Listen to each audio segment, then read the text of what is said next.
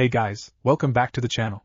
This is a story about what if Naruto was sent to the Young Justice. Before I start, please support for more amazing content, and do consider subscribing to my channel and share this video with your friends. This is written by Drag0 and 5 on and link in description and support writer. Let's start the video. Chapter 1. The first thing the boy felt when he woke up was heat. Scorching heat. The next thing he felt was pain. A lot of pain. He opened his eyes groggily. He blinked a few times so to get the blurry look out of his eyes. There was smoke everywhere, and wherever he was looked like it had been trashed. What happened? He groaned out weakly. Slowly the boy began to get up, completely ignoring the protest his body was practically screaming at him. He began stumbling around the ruins. He felt something dripping down his face. He slowly reached to touch, and brought his hand to his face. He looked at the liquid and realized it was red. Oh, he was bleeding. Made sense. He continued stumbling around. He had no idea where he was going. He had no idea where he was. And then it suddenly came to him. He had no idea who he was. Great. Cause the situation wasn't already bad enough. Then he heard a groan. The boy looked to his right to see a body. A moving body. With newfound vigor he ran over to the person laying on the ground. As he got closer he got a good look at the person. Or more specifically his physical features. He had orange fur covering his face, and 2 tusks sprouting from both sides of his face. But the most notable feature was the giant gaping hole in the center of his chest. Yet somehow the creature was still breathing, albeit haphazardly. Hey, are you alright? The boy asked as he kneeled down next to the alien. You still ask dumb questions, the being spoke weakly. What happened to you? The boy asked. Who are you? The alien looked at the boy strangely. You do not remember. No, I don't even know who I am, the boy said urgently. Now tell me how I can help you. It is too late, the alien said. I can feel it. Don't say that. I am sure there's something I can do. The alien chuckled weakly. Why, you have no idea how ironic your statements are. What? The boy asked confused. Do not worry about it, the alien wheezed out. It might be better if you never understand. But Naruto began. There's no time. The man forced out before he started coughing violently. The boy reached to help him, but he held his hand out signaling him to stop. Just know you are the new one. The man grabbed Naruto and gripped his arm. Hold it out and prove to them all that nothing is stronger than our emotion. Something began glowing, catching the boy's attention. He looked towards the light and something in him began to stir. He slowly got up and began walking towards the light. Prove those old fools wrong, Larfleeze continued with new energy. When he reached the light, Naruto bent down and picked up the object. No matter what it is, make it yours, the alien continued. Make it all yours. The object was a ring. Naruto slowly put ring on his finger. And he felt the power surge through him. That is your right. 6 years later, this is how they hid this massive underground facility. A boy in a yellow and red suit with a red lightning symbol on the front said to his companions. From the world, the real Cadmus isn't on the grid. It generates its own power with these things. Must be what they're bred for. Of course. A young boy with a domino mask said, agreeing with his ally. Even the name is a clue. The final member of the group explained. He had white hair, dark skin and gills on his neck. The Cadmus of myth created a new race by sowing dragon's teeth into the earth. And this Cadmus creates new life, too. The yellow-suited boy said. Let's find out why, Domino Mask said. Aqua Lad, Kid Flash, keep on lookout, he said as he made his way to the computer. Gotcha, Robin, Kid Flash said as he made his way to the door. Aqua Lad nodded and pulled out his water bearers. Robin began to hack into the system. And to think today started out so normal, he thought to himself. Today was supposed to be the day. The day the sidekicks would be inducted into the Justice League as official heroes. The Justice League was an organization of superheroes that banded together to protect the world from threats. Truly an inspiring group. So inspiring in fact that some of the younger generation had taken up the mantle as well. There was Aqualad, the sidekick of Aquaman, king of the ocean. Then there was Kid Flash, the young speedster who had replicated the accident that created the Flash, who was the fastest man alive. There was Speedy, the protege of the Green Arrow, a man who had no powers.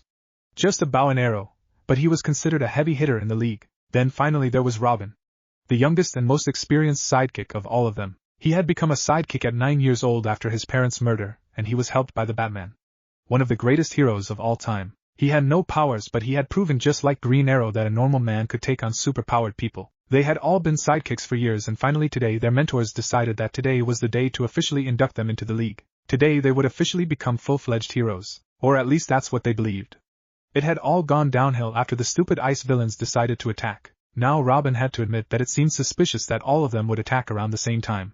But couldn't they have discussed it after they were fully inducted? Speedy decided not to stay silent, and it just got worse from there. They had all received heavy blows from the argument, but the one that hurt the most was when Speedy revealed that the secret base actually wasn't the secret base. The real base was a space station. A freaking space station. Well, Speedy wasn't going to take it. He had promptly walked out then and there. And somewhere in the others' mind they had wondered, why hadn't they walked out with them? They still treated them like sidekicks. So much for thinking they were ready. Then the saving grace came in the form Cadmus. If they wanted to treat them like sidekicks, then the sidekicks would just prove them wrong. They didn't need their hands held anymore. They were ready, and now here they were. Investigating a company that Batman had had a suspicion about, and boy was his suspicions justified. They call them Genomorphs, Robin spoke up as he looked at a folder about the strange creatures they had been running into. What he read took him by surprise. Whoa, look at the stats on these things: super strength, telepathy, razor claws. These are living weapons. They're engineering an army, Kid Flash said as he looked at the files as well. But for who? And for what? Aqualad asked. Wait, Robin said as he noticed 2 more files. There's something else. He opened the first folder with a KR sign on it. Project KR. He said. He tried to read it but he was blocked. Ugh. The file's triple encrypted. He said, I can't, don't move. A voice interrupted. The trio turned around to see a man in a yellow and blue themed outfit walk towards them. Wait. Robin, Aqualad, Kid Flash? The man questioned. At least he got your name right.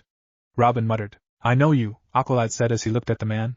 Guardian, right, you're a hero. I do my best, the man shrugged. Then what are you doing here? Kid Flash questioned.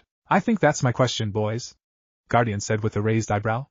I'm chief of security. You're trespassing, but we can call the Justice League, figure this out, he said calmly. Meanwhile, Robin had found the location of Project KR and after memorizing it moved on to the other folder. This one had been even more heavily encrypted than KR. The only thing he could make out was that it was some sort of power source on the same level as KR. You think the League's gonna approve of you breeding weapons? Kid Flash accused. Weapons? Guardian asked confused. What weapons were they talking about? What are you, what have I? Guardian began, but something began clouding his mind. Everything was getting foggy. My head. He groaned out. Guardian, Aqualad asked. Take them down hard. Guardian commanded the Genomorphs, who began rushing towards the young heroes. No mercy. Before they could reach them, Robin threw down a smoke grenade to cover them. He then shot his grappling hook to the ceiling and swung away. Kid Flash and Aqualad in the meantime began engaging the Genomorphs. Kid Flash began ducking and dodging some of the attacks from one of the Genomorphs. Taking a chance, he ran on the wall and jumped over the offending Genomorph and punched the 2 that were directly behind it with his outstretched fists, knocking them back. He acted quickly and rolled in the air to plant his feet on the other wall, which he pushed off of and kicked the one that had been attacking him earlier. Aqualad was dealing with a Genomorph that refused to let go of him. He activated his tattoos and electrocuted the creature, causing it to scream in pain. After feeling it loosen its grip, the Atlantean ripped it off and swung it at one of its approaching brethren, knocking them both back. Sensing the oncoming he kicked his leg up, knocking another Genomorph away. It seems that was the moment that Guardian decided to strike. He shoulder-charged Aqualad, sending him flying into a panel. He quickly recovered and ripped the panel door of and swung at the oncoming armored man. Guardian might have been small time, but he was still a hero, and had vast more experience than him. He spun as the panel reached him, and as he spun he grabbed it, and using the momentum he added to the throw threw it right back at Aqualad. Knowing he couldn't block, he ducked under the flying object. Buradian used the momento his advantage as he raised his shield and tried to bring it down at Aqualad's head. Aqualad raised his arm and blocked effortlessly. Atlanteans were naturally stronger than regular humans, so it wasn't too much of a problem, but Guardian was definitely strong. His back against the open panel, Aqualad activated his L tattoos once again and sent electricity through towards Guardian, forcing the man to move back. It seems the electricity had caused a small power surge. Whatever was connected to that particular panel had lost energy for 5 seconds. Line break. In a room was a single stand. On top of the stand was a display case that held an orange ring. The ring was blinking at a constant rate. Its energy signature was completely cut off and could not leave the room it was placed in. That's how it would have been. But for a brief moment the power went out. A single energy wave got out. It left the room. It left the building. It left the planet, and it continued on to its destination. Line break. Hal Jordan was dodging blasts from Votan when his ring suddenly went off for a brief moment. The Green Lantern wondered as he looked at his ring. It seemed like it was about to alert him of something, but it suddenly stopped. If he hadn't heard it, he wouldn't believe it had happened. He waited for it to go off again, but nothing happened.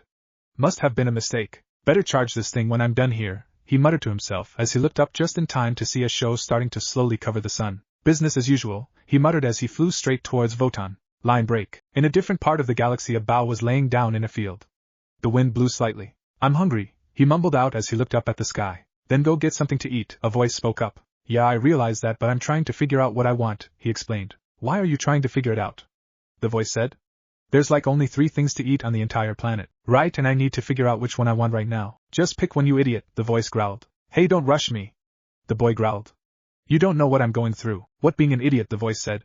Glad I don't. Don't make me kick your ass, the boy countered. You still can't kick your predecessor's ass. He's right, you know, another voice spoke up. You stay out of this. the boy shouted in retaliation to the newcomer. The boy looked ready to say more, but he was cut off by a beeping coming from his ring. He brought the ring to his face and looked at it. A large grin grew on his face. Found it, he said. Oh, the first voice said. I was beginning to think we never would, the other one said. Well, let's go see who it was, the boy said as he slowly got up. His grin grew wild as he began to glow. That was dumb enough to take what was mine. Line break. Way to be a team player, Rob. Kid Flash yelled sarcastically as he and the others ran out of the room. Weren't you right behind me? Robin asked without looking up. The two turned around just in time to see Aqualad dive into the elevator before it closed. Then they began descending, much to their shock. We're headed down? Aqualad questioned. Dude, out is up, Kid Flash yelled. Excuse me? Robin said with a raised eyebrow. Project KR, it's down on sublevel 52. We can't go until we know what it is. Why not? Kid Flash said heatedly. Because it could be a threat, Robin said. Did he really have to explain this? It was better to know all potential threats to categorize them accordingly. Batman's fourth lesson. This is out of control, Aqualad said as he began pacing through the elevator. Perhaps we should contact the League, he suggested, albeit hesitantly. The others looked at each other. None of them wanted to call the League. They all knew that if they did, then they would just prove their mentors right and how they treated them. They didn't want that. Too late now, Robin said as he felt the elevator stop. We're already here. The group headed out after the elevator opened and began moving around covertly. Which way? Kid Flash asked as they came upon a split. Yeah, Robin snorted. Bizarre-looking hallway number 1 or bizarre-looking hallway number 2?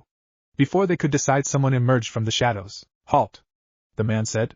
They turned to see what was clearly a xenomorph, but a different one from the ones they had run into so far. His horns began glowing and he telekinetically began throwing canisters at the teens. They dodged them and Robin tried throwing shuriken at the creature, but they were stopped by its telekinesis. Taking the opportunity, they began running down the hallway that the creature had not come out of. Hallway number 2 it is, Kid Flash said as he ran ahead. The xenomorph did not pursue.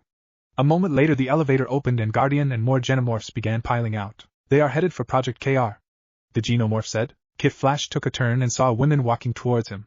He slid down, tripping her up and causing her to fall. He looked up and saw that the door to the room she came out of said Project KR. This was what they were looking for. Noticing that the door was closing, he grabbed a canister and put it in the door to hold it open. Hurry! He called out as he saw Robin and Aqualad approaching. One by one the three entered the room and Aqualad kicked the canister out so no one else could get in. I disabled the door, Robin said as he began typing something into his wrist computer. We're safe, he reassured. We're trapped, Aqualad corrected. There was only one exit, and on the other side of it was a large group hunting them down. Guys, Kid Flash spoke up. You're gonna want to see this. Robin and Aqualad walked over to him to see what he was looking at. What they saw shocked them. It was a pod with a teenage boy inside of it. But that's not what shocked them. What shocked them was the symbol on his chest. The symbol for Superman, the world's strongest hero. He was the pseudo-leader of the Justice League and considered to be the symbol of peace across the world. He was the one to bring heroes back after they died down for over 40 years. Big K little R, Kid Flash said as he looked up at the young man in the pond. The atomic symbol for Krypton. Clone? Robin wondered. Robin, hack, Aqualad commanded as he looked at the pod. Oh, Robin said, coming out of his stupor. Right. He opened his wrist computer and began hacking into the panel to get information. Weapon designation Superboy, he spoke out loud. A clone force grown in 16 weeks. He said, shocked at the time frame. From DNA acquired from Superman, stolen from Superman. Aqualad scowled. No way the big guy knows about this. Kid Flash agreed. Solar suit allows him to absorb yellow sun radiation 24/7. Robin explained as he continued reading. And these creatures? Aqualad asked as he pointed to the 3 small xenomorphs above the clone. Xenomorph gnomes, telepathic, force-feeding him an education. Robin explained as he read on. And we can guess what else, he said with narrowed eyes. They're making a slave out of, well, Superman's son. Kid Flash said solemnly. Now we contact the League, Aqualad said. Investigating was one thing. This was another matter entirely. He got no objection from the other. One by one they all tried to contact their mentors, but they found they had no such luck. No signal, Robin growled. We're in too deep, Kid Flash scowled. Literally. Line break. They're still in there with the weapon? Dr. Desmond questioned angrily. We can't get the door open, Guardian explained. Use your telekinesis, Desmond demanded, looking over at the G-Goblin. I have tried to no avail. The telekinetic xenomorph explained. Useless. Desmond glowered. This is a debacle. Get some G-Trolls down here to muscle the door open now, he ordered. Already on their way. Guardian reassured the man, trying to calm him down. You realize once we get in there we can't ever let them leave, he said to Guardian, giving him a knowing look. Doc, these aren't your typical meddling kids, Guardian explained. You don't want to get on the wrong side of the Justice League, he said. Better than getting on the wrong stints of the Cadmus board of directors, believe me, Desmond said humorlessly. He looked at the G-gnome on Garadian's shoulder, and an idea struck him. Contact the G-gnomes inside KR. He instructed. Line break. This is wrong, Kid Flash said as they looked at the clone. We can't leave him like this. Set him free, Aqualad said. Robin didn't need any more suggesting. He began to type furiously to get the door open. None of them noticed the glowing horns on the G-gnomes' heads. Line break. The battle with Votan was still going on, and neither side seemed to be giving in to the other. Zatara had managed to stop the shadow from covering the sun, but he couldn't do much else. If he stopped concentrating, then the sun would be covered. Superman and Captain Marvel were moving along in a tag team to get past Wotan's defenses to get to him, and they were getting closer. Take out Votan, take out the spell. During all of this, Zatara noticed something flying by. He ignored as it continued by. Zatara, watch out! Batman shouted as a stray blast came towards the magician. Zatara was forced to break his concentration to block the attack, allowing the shadow to cover the sun even more. He managed to gain his concentration back and the shadow stopped once more. His thoughts about the strange comet forgotten. If he hadn't, then he would have noticed its destination was the Earth. Line break. Time runs short. You must awaken. You must awaken now. The sidekicks woke up with a start. They looked around and noticed that they were all in pods. Kid Flash looked down and saw that Superboy was looking at them. That's when everything came back to him. They freed the clone, but he wasn't exactly friendly. He took them out one by one, and now here they were. What? Kid Flash questioned as he stared back at Superboy. What do you want? Superboy continued to stare. Quit staring. Kid Flash snapped. You're creeping me out. KF, Robin spoke up. How about we not tick off the guy who can fry us with a look? He suggested. Superboy simply continued staring. We only sought to help you, Aqualad said calmly. Yeah, Robin supported. They kept you in a pod. We free you, and you turn on us. Kid Flash growled. He was still angry.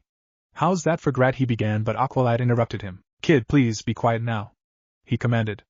I believe our new friend is not in full control of his actions, he said as he recalled seeing the horns on the G-gnome glow before Superboy attacked. Superboy blinked a few times and began taking in his surrounding. Well, what if, he said hesitantly. What if I wasn't? He can talk? Kid Flash said aloud. Superboy gripped his fist. Yes, he can. He glared. Robin and Aqualad looked at the speedster with a glare. Oh, don't look at me like that, he scowled. It's not like I said it. The Genomorphs taught you telepathically, Aqualad said more than asked. They taught me much, Superboy explained. I can read, right? I know the names of things, he continued. But have you seen them? Robin questioned. Superboy looked down solemnly. Have they ever actually let you see the sky or the sun? Images are implanted in my mind, but no, Superboy said. I have not seen them. It was faint, but there was this trace of longing in his voice. Do you know what you are, who you are? Aqualad asked. I am the Superboy, Superboy said robotically as he gained a blank expression on his face. A genomorph, a clone made from the DNA of the Superman, created to replace him should he perish, he explained. To destroy him should he turn from the light. The others looked at each other in shock at the end of the statement. Robin's mind began running a mile a minute. At first glance it would seem that it was in case Superman ever turned evil. They had been through that before. But Robin knew better. There was another meaning to that word. But what? To be like Superman is a worthy aspiration, Aqualad complimented. But like Superman, you deserve a life of your own beyond that solar suit, beyond your pod, beyond Cadmus, he said. I live because of Cadmus, Superboy defended angrily. It is my home. Your home is a test tube, Robin countered. We can show you the sun, he offered. Pretty sure it's after midnight, Kid Flash said. But we can show you the moon, he suggested enthusiastically. We can show you, introduce you to Superman, Aqualad supported. For a brief moment a hopeful look came across Superboy's face. Could they really introduce him? No, they can't. The teens turned to see Desmond, Guardian, and the doctor from earlier all walk into the room. They'll be otherwise occupied. He turned to the other doctor. Activate the cloning process. Pass, Robin said. Batcave's crowded enough. Aren't there only like 2 of you? Kid Flash asked as he looked at the boy wonder. Line break. The comet was orbiting the Earth. No one seemed to notice it and took it as a firework for the eyes who had. Thankfully they thought that, because if they hadn't they would have panicked when the comet suddenly changed course and began heading towards the planet at fast speeds once again. Its destination unknown. Line break. Are you sure this is it? The boy asked. Do not question me. I'll do whatever the fuck I want, Naruto countered. We orbited this planet like 10 times. It's not my fault the signal is faint, the voice defended. What was that you used to say to me when I was learning? Naruto growled. Oh yeah, don't make excuses. Will you two shut up? Fuck off, the voice and the boy shouted at their third companion. The signal is faint, the first voice explained. That doesn't bode well. So this is it, huh? The boy said as they kept descending. Are you prepared? Yeah, the boy answered. They took something that was mine, the boy said as his grin from earlier came back. And I want it back. Line break. I choose freedom, Superboy said to XX. After freeing the heroes, the four of them began making their way out of Cadmus. Robin wanted to check down the other hall for the other encrypted file, but Aqualad assured him that they would after contacting the League. Robin quickly agreed after a group of G-Trolls began approaching them.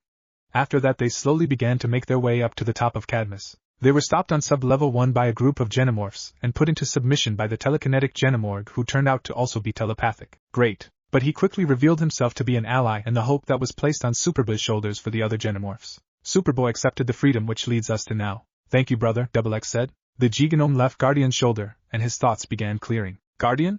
Aqualad asked. After he recalled everything, the hero knew what had to be done. Go, he said. Contact the League. I'll handle Desmond. I think not. The group turned to see Desmond approaching them with a vial in his hand.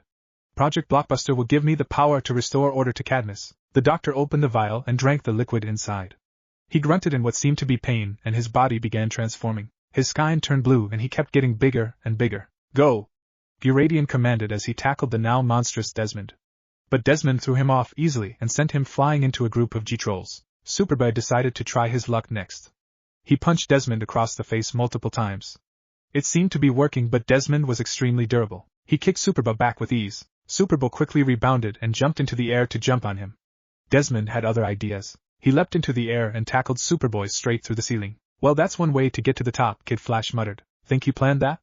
Robin asked as he shot his grappling hook and lifted him and Kid Flash to the top. I doubt he's planning anything anymore, Aqualad said as he leapt to the top. They looked up to see Superboy escaping from Desmond's grasp. He lifted his leg to go for a kick, but Desmond grabbed him and threw him towards the heroes. He hit Aqualad and the two went flying. Robin and Kid Flash rushed to their sides and helped them up. Together the four of them stood and looked at Desmond, who glared at them. Both sides were ready to leap into action. Desmond acted first as he leapt forward, only to stop after something crashed through the ceiling and into him. The others could only stare in shock at what had just happened. Superboy was the first to recover and began peering into the dust. Shtako, that hurt more than I thought it would, someone groaned out. The others stayed on guard as someone began walking out of the dust. What they saw shocked them. It was a boy around their age. He had unkempt spiky blonde hair and tan skin. He was wearing a black and orange jacket. Look up in Cyclone Men's black/red mesh Tritex armored motorcycle jacket, and that's what it looks like, but orange instead of red. With opened and beneath it was a plain black shirt with an orange symbol on the center of the chest. It was a circle with 4 lines sticking out and connecting with the outer ring of the symbol. On top was a V that went through the top of the circle. His pants were black and orange as well. Kryptonic, look it up and get rid of the chains. And tucked into his long neck black and orange boots. Orange Fox Racing 2017 Comp 5 boots. The boy looked up and they came face to face with his startling blue eyes and the whisker marks on his face. They stared back at each other for a good moment before he pointed at the group. The signal came from here, he said. So I'll only ask once, he continued, making the others blink. Where is it? He growled. Kid Flash and Aqualad looked at each other in confusion. Superboy narrowed his eyes as he kept looking at the symbol. Then he recognized the symbol. Where's what? Kid Flash asked. Wrong answer, the boy growled. He got ready to leap at the group, but Robin stopped him. Wait, he said. We don't know what you're talking about, Robin tried to explain. That didn't seem to deter the boy. I do. The others stopped to look at Superboy. I know what you want and I know where it is, but we didn't take it. Then who did? The boy asked. A moment later something came crashing through the floor. They turned to see that it was Desmond who glared at them. Then a sinister thought came to Superboy. He knows, Superboy said with a smirk. I see, the boy said. I'm guessing he's not a friend of yours. Nope, Kid Flash said, popping the pea. So you won't mind if I kick his ass? Sorry, there's a line for that, Robin said as the others began walking to stand beside the newcomer. Perhaps we could work together on this, Aqualad suggested as he pulled out his water bearers. And we will help you get back what he stole. Sounds like a plan to me, Kid Flash said as he put on his goggles. Though it'll have to be after we show this guy the outside world. They kept him locked up in here. Mind if I take the lead on this? Superboy said as he cracked his knuckles. He called me in it. I like you guys, the boy said with a grin. Well then let's get this started. Then without hesitation he leapt forward and cocked his fist back. He then thrusted it forward and to everyone's shock a giant orange fist appeared and hit Desmond straight on and sent him flying back. He's a lantern, Kid Flash said aloud. Questions later, Aqualad said, and the others busted into action. Taking advantage of Desmond's daze, Kid Flash sped forward and jumped into the air. Desmond saw this and got ready to block, only for Kid Flash to slide under him and between his legs. Desmond turned around to see Kid Flash looking at him with a smirk. Desmond turned back around to see Aqualad and Superboy leaping at him. He had no time to react as their fists made contact with his face. Learned that one in kindergarten, Kid Flash said smugly. Wow man, you're fast, the lantern said. Yes, I am, Kid Flash agreed. Before the two could talk more, Desmond slowly got back up and approached the two of them. The lantern reacted first as he constructed a giant orange open hand to block the oncoming monster. Desmond still managed to send him skidding back a few feet. Taking the chance, Robin threw a few shuriken in his face that exploded on impact. The lantern took the opportunity to change his construction to grab the beast to hold him in place, but Desmond managed to break through the construction easily enough. He grabbed the blonde and slammed him into the ground hard. He got ready to do it again, but Superboy came to the boy's aid. He grabbed Desmond around his waist as far as he could and began lifting him.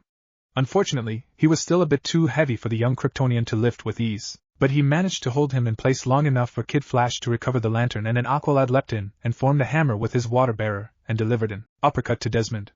Desmond taking an opportunity, Robin began throwing multiple shuriken into Desmond's back that exploded once it made contact with him. Desmond quickly recovered and turned back to the kids who had spread back and began to attack him once again. Superboy reached him first and began to put power behind his fists with every strike. He went in for an uppercut, but Desmond managed to block the attack. He lifted his other fist and got ready to slam it down onto the Kryptonian, but the lantern quickly came to his rescue.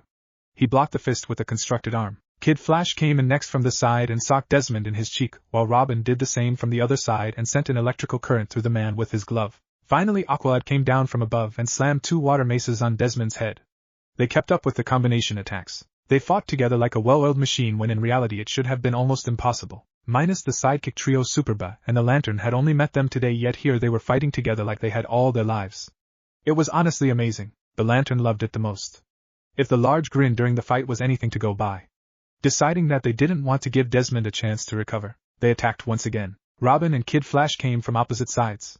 Robin kicked Desmond in the back of the head, while Kid Flash slid down and knocked his feet from under him. Before he could fall, Aqualad was there with his water bearers combined into one huge hammer that he used to hit Desmond upward and through the ceiling of Cadmus. Superboy leapt after him and with a roar sent a solid punch to Desmond's chin, sending him even farther up.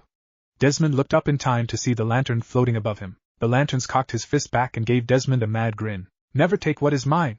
he shouted, and he thrusted his fist forward and a larger fist appeared and sent Desmond back to the ground. But the lantern wasn't done. He kept his fist on Desmond's sternum and he slammed him into and through the Cadmus ground level and through the sub-levels. They went down 10 sub-levels before stopping. Desmond struggled to get up, but it proved to be too much for him. He passed out a moment later. The boy looked down at the unconscious man before hearing somebody land next to him. He looked up to see that it had been Superboy. "Well, that just happened," Kid Flash said as he appeared a moment later. "Now then," Robin spoke up as he landed after being carried down by Aqualad, who leapt from floor to floor. "I believe you were looking for something." Line break. After stopping down on sub-level 52 by the elevator, the teens headed down bizarre-looking hallway number 1, and came face-to-face with a door like the one that held Superboy, but it said Project Orange on the front. Guardian opened the door for them, and when they walked in they came face-to-face with a stand in the center connected to a bunch of wires. Inside the stand on display was an orange ring. The lantern looked at it before he snarled. "Damn it!" he shouted. "What's wrong?" Kid Flash asked. "Is this not what you were looking for?" "I have been looking for this, but it's not what I was hoping it was," the lantern explained. "I see," Robin said as he walked to the display. He began hacking the system to read through the information. "It seems they were using it to power a bunch of things, but they don't say what exactly." "Wait, I thought lantern rings ran on a battery and needed to be recharged," Kid Flash spoke up. "They do," the lantern explained. "But orange lantern rings can store more than all of the other ones, so if came down to a power of energy I can last longer against any other lantern." "Sweet," Kid Flash said. "Oh, you have no idea," the lantern snorted. "But I wish this had been what I was looking for." "Don't sweat it," Robin said. "We will help you find it," Aqualad said. "Thanks," the lantern said. "Because I'm not leaving here until I do find it." Line break. The teens had finally made it back to the surface. As they all headed to the top, Superboy looked up and came face to face with the moon. "Better than an image, am I right?" Robin said. "Yes," Superboy agreed with a small smile. "Much better." As he continued looking up, he noticed something approaching. As it got closer, he came to realize that it was Superman. "And Superman too," Kid Flash said aloud. "Man, do we keep our promises or what? Why is his underwear on the outside?" the lantern asked as he noticed the approaching Man of Steel as well. Kid Flash snorted while Robin and Aqualad managed to stifle theirs. "What, it's a Reese." He didn't get to finish his statement as a second later a giant green hammer slammed down on him. "What the hell?" Kid Flash shouted in alarm. The other teens looked up to see one of their green lanterns pointing their ring down at where the blonde had been standing a moment ago. "Get back!"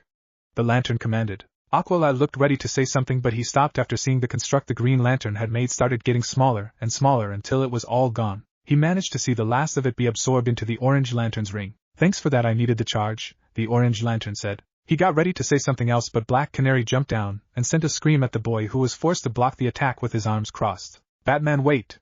Robin began, but his mentor sped past him and sent a few batarangs towards the boy. They would have hit their mark, but someone got between them and the lantern. The first thing Batman noticed was that the boy looked oddly familiar. In fact, he looked a lot like Superboy. Shouted and leapt at Batman in order to hit him. Batman jumped back in time. The Flash decided to take both of the unknowns out in an instant. He was about to reach the lantern, but something slammed into him. He looked up, and to his surprise it had been his sidekick who had attacked him. Superboy leapt at Batman once again, but Superman grabbed him and threw him to the ground.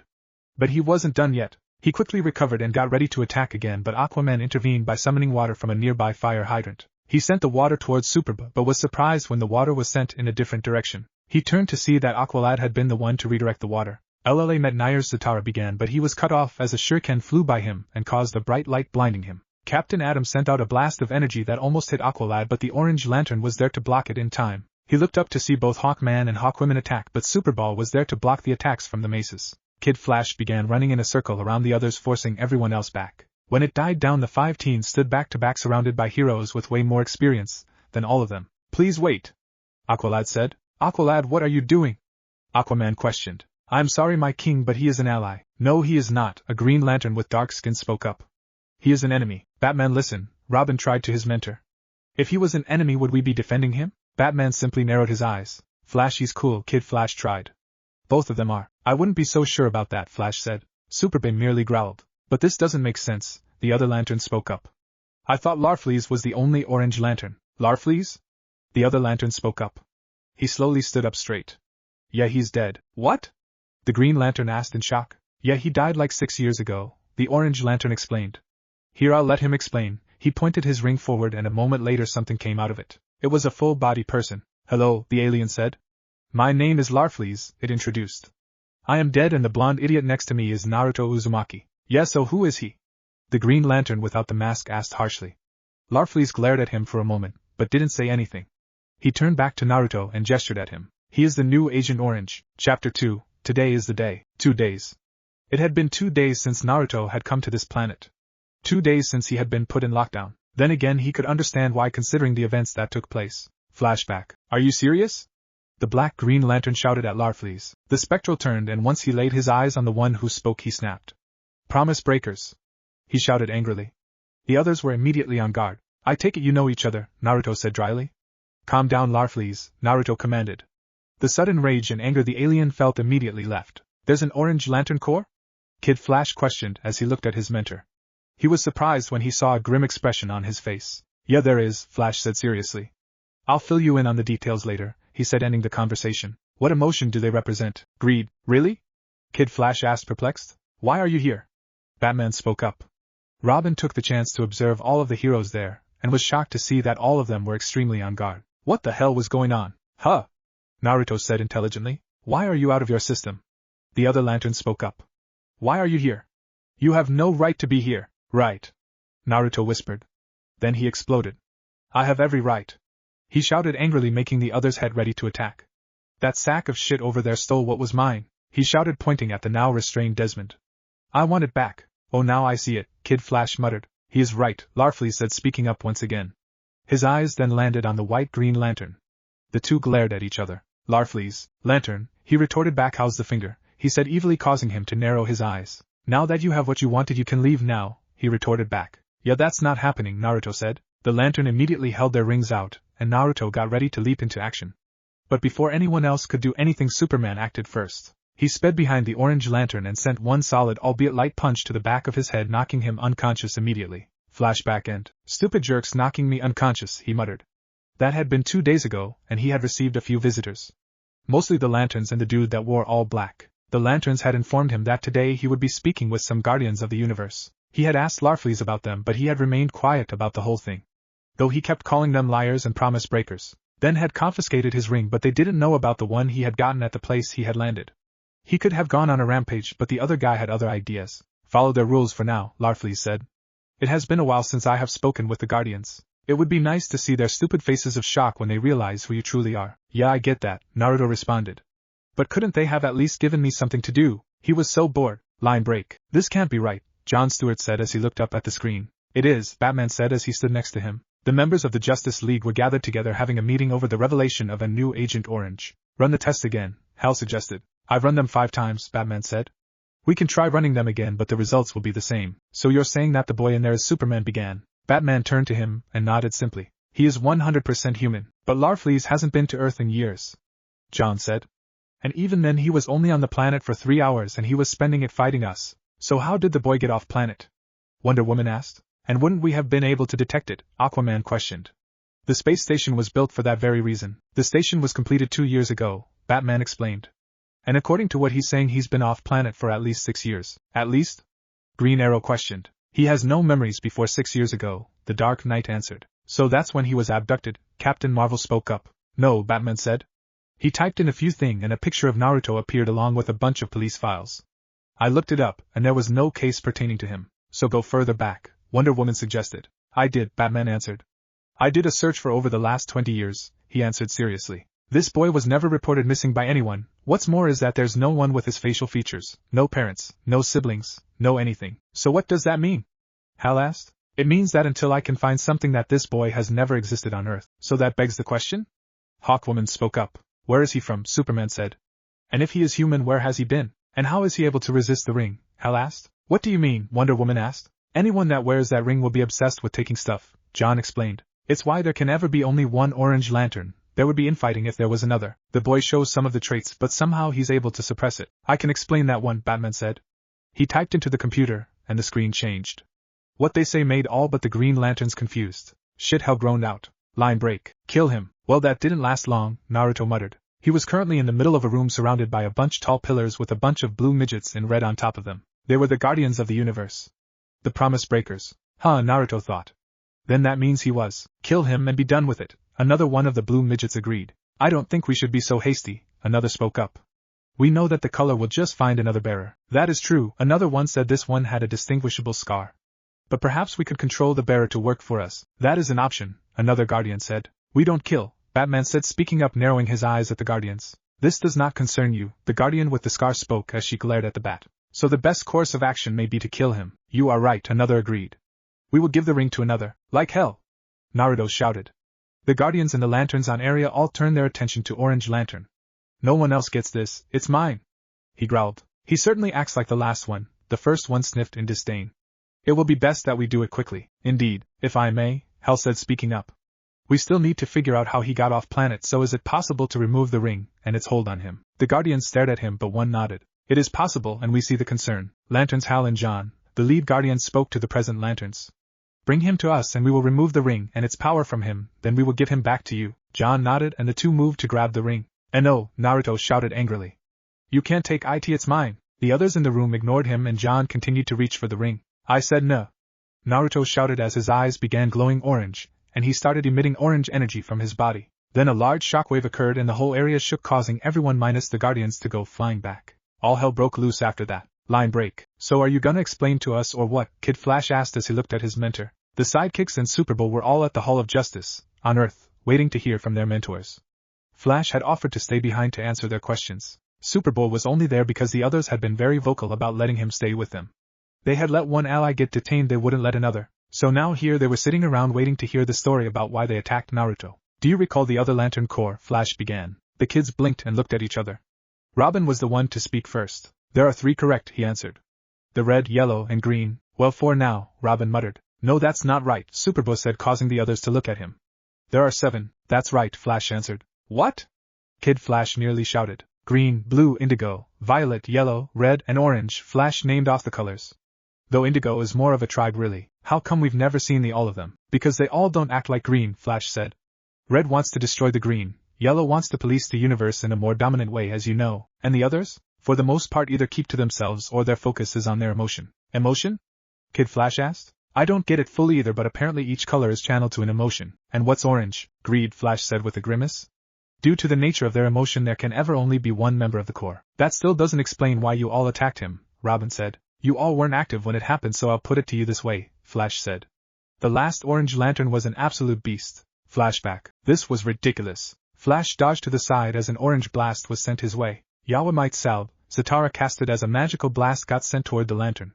Larfleeze held his ring out, and everyone watched as the spell was absorbed into the ring. Superman and Captain Marvel zoomed in and began fighting him close range. Larfleeze dodged and weaved and blasted them both back before pointing his ring up, and a bright orange light was emitted. A moment later a large group of orange-colored spectrals appeared and began fighting against the Justice League. Larfleeze straight at Hal Jordan, who charged back. "Give it back!" Flashback end. It took the entire league to fight him, and it still came to a draw. "No way!" Kid Flash said in shock. "Green is considered the strongest color." "Yes," Flash said. "Because it's at the center. But don't underestimate the others." "But why was it a draw?" Superboy questioned. "Because he got what he came for," Flash explained. "What does that mean?" "The circumstances then are pretty much the same as now," Flash said. "He came down here because something of his was taken." "What was taken last time?" Superboy asked. "I don't know," Flash answered. "All I know is that one minute we were fighting, the next he just stopped and flew off." Flashback. As the two groups continued fighting, Hal and Larfleeze were duking out close range. Hal sent a kick to his opponent's head, but he blocked it, and sent a blast that Hal just barely managed to dodge. Hal flew back and the two stared each other down. Larfleeze looked ready to continue, but suddenly one of the orange entities flew up to Larfleeze and handed him something. The orange lantern, and when he saw what was in his hands, a look of pure glee made its way on his face. Then without another word he flew off. "Huh!" Hal said and began to follow him, but the entity stopped him. So the two groups continued to fight until they faded. 10 minutes later, Hal suggested flying after him, but they knew Larfleeze was long gone. Flashback end. To this day we don't know what was taken and by who. "That's insane," Kid Flash said, still trying to process the information. "You mean this one guy took on the entire league and fought to a draw?" Robin said, trying to make sure he had been hearing right. "Yes," Flash said. "And then some." "Then some?" "Let's just say that the league was handing out a lot of invitations that day and not everyone accepted. And leave it at that," Flash said. The teens looked at each other before nodding in agreement. "But why was he so upset about something of his being taken?" Superboy asked. "Because of his emotion," Aqualad answered, remembering his interaction with Naruto a few days ago. "Correct," Flash said. "You never take an orange lantern stuff," he explained. "He will tear and remove anything that stands in his way when he wants something." "You can't be serious," Robin said. "Green Lantern told me that Larfleeze attacked the entire Lantern Corps at their HQ just because they didn't give him something they said they would," Flash said, making Kid Flash's jaw drop. "What's more, he's never lost a fight. He either wins or draws. And the draws only happen because he usually gets what he wants or something more interesting catches his eye." Robin's jaw was the next to drop. "So you can understand our apprehension to another orange lantern coming down." The others could only nod. Line break. Naruto slowly opened his eyes. "What happened?" He slowly sat up straight and took a look at his surroundings. Everything looked the same, but he could see the Guardians looking at him weirdly. "This poses a problem," one of them said. "Indeed," another agreed. "What posed the problem?" "So what should we do with him?" "Just let him go back to the Vega system," another spoke up. "What the hell were they talking about?" "What happened?" "That is for the best," the first speaker said. "Lantern escort him out of the system." "Wait, they wanted him to leave." "Fuck that Stocko. Let's go, kid." Naruto turned to see the Green Lanterns flanking him. He took a moment to analyze their appearance. They seemed injured. "What the hell happened?" "Let's get you back home." "I'm not leaving." That made the Lanterns stop dead in their tracks. "I want to stay here," Naruto said simply. "So I'm going to stay here." "Listen, kid, we have a pact, and it's say that you have to stay in the Vega system." "When?" Naruto asked in shock. He didn't remember making such a pact. "Larfleeze made the pact. He's dead." Naruto protested. "So the way I see it, the pact is null and void," Naruto huffed out. "So I want to stay here." "Now listen here, punk," John began. "Actually," Batman said. "He has a point." The Lanterns looked at Batman like he had slapped them. "I thought I already said this didn't concern you." "Actually it does, since he wants to stay on the planet we protect," Batman said, emphasizing the we. He turned his attention to Naruto. "So you want to stay?" Naruto nodded his head. Truth be told, he just didn't want to go back to that planet and wherever he was. Seriously, there was nothing to eat. "We can arrange that," Batman said. "If you're willing to follow our rules." "I don't like rules," Naruto said. "Then you can't stay," Batman fired back. "Well then, do you guys have a lot of neat stuff?" Naruto asked. Batman nodded his head. "Can I have that neat stuff?" Batman looked at him. Naruto looked back. "You can," Batman agreed. "If you follow the rules and conditions." "Bats, you can't be." Seriously, Hal started. "What are they?" Naruto asked. Batman smirked, but as quickly as it came it left. "Do you recall the teens you met the other day?" Line break. Robin looked around the inside of the mountain that he and the others had been transported to. None of them had heard about what had happened with Naruto. The last time they saw him had been the night at Cadmus. They had argued their case about being a team and sticking with all of them. They hadn't really included Naruto since they had known him the shortest, but Robin would be lying if he said he wouldn't mind working with the guy again. That is if he was a hero. This cave was the original secret sanctuary of the Justice League. Batman began speaking, gaining their attention. "We're calling it into service again." Aqualad raised an eyebrow. Was he saying what he hoped he was saying? "Since you four are determined to stay together and fight the good fight, you'll do it on League terms." Batman continued. Aqualad smiled. Yes, he was. Red Tornado volunteered to live here and be your supervisor." Batman motioned to a red robot with a blue cape and a T in the center of his chest. Next to him was a blonde woman in a black leotard, a dark blue jacket, and a pair of gray stockings. Black Canary's in charge of training. I will deploy you on missions. Real missions? Robin questioned. Yes, but covert. Batman explained. The League will still handle the obvious stuff. Flash added in as he put a hand on Kid Flash's shoulder. There's a reason we have these big targets on our chests, he joked as he pointed to his symbol. But Cadmus proves the bad guys are getting smarter. Aquaman said. Batman needs a team that can operate on the sly. The 6 of you will be that team. Batman finished. Cool. Robin said excitedly until his mentor's word fully registered with him. Wait. 6? Wow, you had this inside a mountain. The others turned around to see Naruto in his lantern uniform walking up to them. This is cool, he exclaimed. Lantern. Kid Flash greeted. Naruto turned to see a few people walking up to him. Hey, glad to see you again. Naruto tilted his head in confusion. Who are you? He asked Kid Flash, causing him to sputter. Do you not recognize us? Aqualad asked. Naruto turned to look at him. Oh hey water guy, he greeted. And super strong guy, he said turning to Superboy. And mask guy, he said to Robin. Wait, how come you don't recognize me? Wally asked in confusion. How would I recognize you? Naruto said. I don't know you, Kid Flash sputtered. Naruto turned his attention back to the others. That reminds me, where's the fast yellow guy? Robin laughed at that. Kid Flash's jaw dropped. I'm the fast guy, he shouted. Naruto turned to look at him in surprise. Really? Yeah? I don't believe you, Naruto said with narrowed eyes. So you have decided to join us, I see. Aqualad spoke up before Kid Flash could retort. Something like that, Naruto shrugged. Sweet, so the 5 of us are working together, Kid Flash cheered. Wait, Robin spoke up. He said 6. There was a flash at the Zeta tube. The boys turned to see Martian Manhunter, and a teenage girl with green skin and orange hair walking up to them. This is the Martian Manhunter's niece, Miss Martian. Batman introduced the girl. Hi, she said as she waved shyly. Liking this gig more every minute, Kid Flash said with a smirk, as he elbowed Robin lightly. Welcome aboard, he greeted as he Aqualad and Robin walked to the young Martian. I'm Kid Flash, he introduced. That's Robin, Aqualad. He pointed to his companions. I still don't believe you, Naruto said as he walked over as well. I am, Kid Flash nearly shouted, causing the others to chuckle. This is Naruto, he introduced. Miss Martian waved, but Naruto merely narrowed his eyes as he thought about something. It's cool if you forget their names, Kid Flash whispered jokingly. I'm honored to be included, she said with a smile, though she could still feel Naruto staring at her. Hey Superboy, Robin called, gaining the young Kryptonian's attention. Come meet Miss M. Superboy slowly made his way over to them. As he approached, Ms. Martian slowly transformed her shirt from white to black and red. I like your t-shirt, she said with a smile and a small blush. Superboy smiled at the display while Robin elbowed him and Kid Flash put an arm over his shoulder. Is there something wrong? Ms. Martian asked Naruto, who was still staring at her. Then without another word he grabbed her chest. Dude, Kid Flash said as he slapped his hand down. Today was the day. Line break. Cadmus changes today, Guardian said, sitting down at his desk looking at the doctor and Genomorph in front of him. With Desmond out of the picture, the boards placed me in charge. Dr. Spence, you're acting chief scientist? He said, pointing to the woman to his right. She nodded in understanding. No more genomes suppressing our wills, no more secret breeding projects. Slowly a smile grew onto his face. This is a kinder, gentler Cadmus. Then I will of course help in any way I can, brother, Doublix said with a small bow. Line break. Can the light afford to leave Guardian in charge without the genomes? A mysterious voice on a screen asked as they looked at a video of Guardian. We have subtler means of control, another screen reassured. What concerns me is the children, another screen spoke up. We now know the League is willing to employ young heroes to do their dirty work. That's a dark twist, another screen retorted humorlessly. Yes, but one that can be played to our advantage, the first screen said. Even the temporary loss of the weapon may prove useful, he continued, pulling up a picture of Superboy. What about the new player? Another screen said, pulling up a picture of Naruto fighting Blockbuster. As if one color in the League wasn't bad enough, another voice grumbled. If it comes to it, we can always call on our own core, the first one once again reassured. But to think that ring we found held so much value. It was a rather large power source. Nonetheless, we will recover, the first one spoke again. This may have been a dark day for us, but eventually the dark must recede to the light. Chapter 3. Twister vs. Vortex. Did you ask him?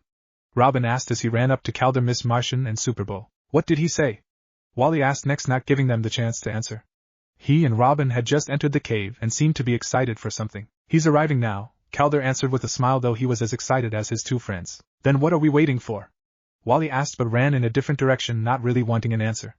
Calder and Robin were right behind him. Miss Martian and Superboy looked at each other in confusion, but soon followed behind them. The 5 of them made their way out of the mountain and looked up to see Red Tornado landing close to them. Red Tornado! Wally called as he landed. Greetings, Red Tornado greeted back. Is there a reason you intercept me outside the cave? He asked curiously. We hoped you had a mission for us, Calder answered. You could almost hear the pleading in his voice. Mission assignments are the Batman's responsibility, Red Tornado answered. But it's been over a week, and nothing, Robin began. You'll be tested soon enough, Red Tornado answered, cutting the boy wonder off for the time being. Simply enjoy each other's company. This team is not a social club, Calder scowled. No, but I am told social interaction is an important team-building exercise, Red Tornado said, not hearing the irritation in the young teen's voice or ignoring it. Perhaps you can keep busy by familiarizing yourself with the cave, he suggested. Then without another word he walked off. Keep busy. Wally growled. Does he think we're falling for this? Robin asked. No one in particular. Oh, I'll find out, Miss Martian said, eager to help her new teammates. She had only known them for a short while and hadn't really had a chance to interact with half of them. The two she had interacted with, one of them tended to keep to himself, and the other. Miss Martian began trying to read Red Tornado's mind but found it extremely difficult. That's when she realized her mistake. I'm sorry. She apologized to the others.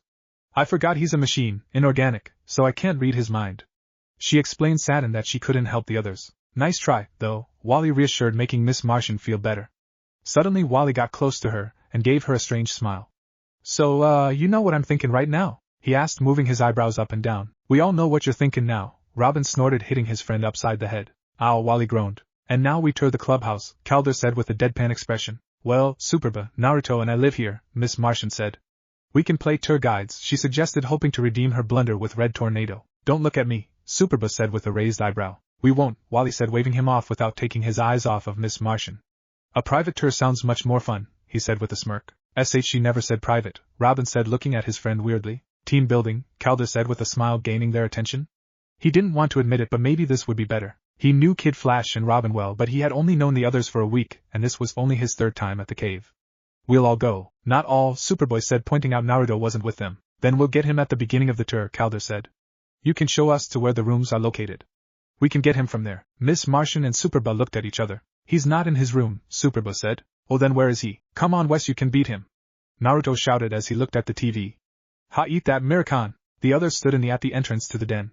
All except Superboy and Miss Martian looked surprised at the display. Eric, look out! Naruto shouted. Wally began, not really having anything to say. He discovered television the second day he was here, Miss Martian explained. Flashback. Naruto screamed as he backed away from what he saw. Naruto, what's wrong? Red Tornado asked, hearing the boy's distress call.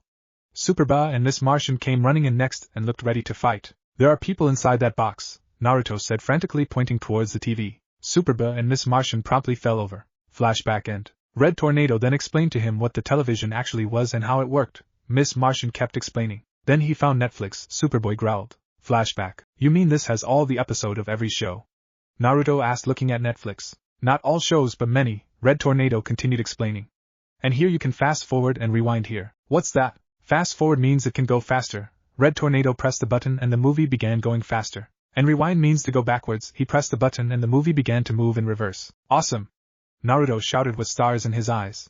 Flashback end. That's when he found Power Rangers, Miss Martian explained. He's been hooked ever since, Superboy growled. What's wrong with him? Wally asked, looking at Superboy glare at Naruto. Will, Miss Martian began. Flashback. Naruto, I want to watch something else, Superboy said. He had come in to watch television, had been forced to watch Power Ranger for 4 straight hours. Yeah, later, Naruto dismissed. You said that 3 hours ago, Superboy scowled. Why do you watch this stupid show? What did you call it? Naruto said, whirling around angrily. I said this show is stupid. Well, I can't expect someone like you to understand the show. Someone like me? Superboy asked, his anger rising as well. Yeah, like you, Naruto said. Always angry looking and shit, Naruto explained. You better be careful a red ring doesn't come and find you. Screw you, greedy boy. Superboy shouted. Don't blame me for my color. Well, it chose you, so what does that say about you? The two glared at each other for a second. Then fists started flying. Flashback end. Red Tornado broke them up moments later, but ever since they can't help but glare at each other when they're in the same vicinity. Chase, suck it, Miracon, you ain't got nothing on the Rangers, you piece of stocko. I see, Calder said, sweat dropping at the display. Naruto, we're taking a tour of the cave, you should come with. Naruto turned around to see the team. Oh hey guys. Hey, Robin said. Sup, Wally greeted. Thief, Superboy growled. Clone, Naruto countered with ease.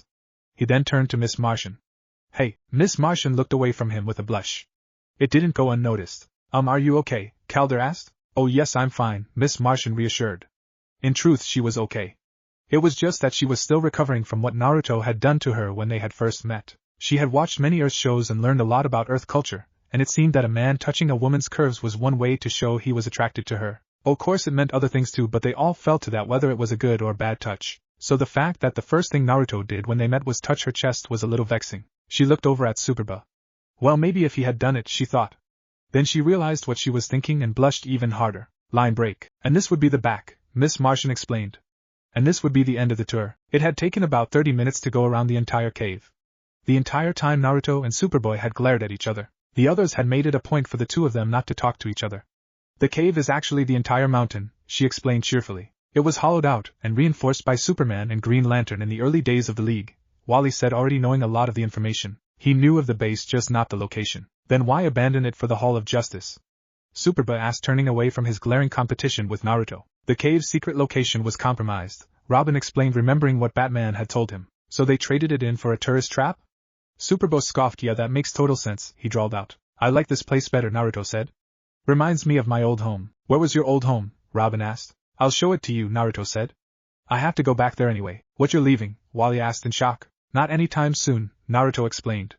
But there are items I need to go and retrieve from there. Oh, makes sense. Yeah, I'll take you guys with me when I'm able to go. Wait, what do you mean able? Calder asked. I mean I have no means to get back there right now, Naruto said. I thought what I was looking for was at that place we met, and if it had been then I would be able to get to places easier.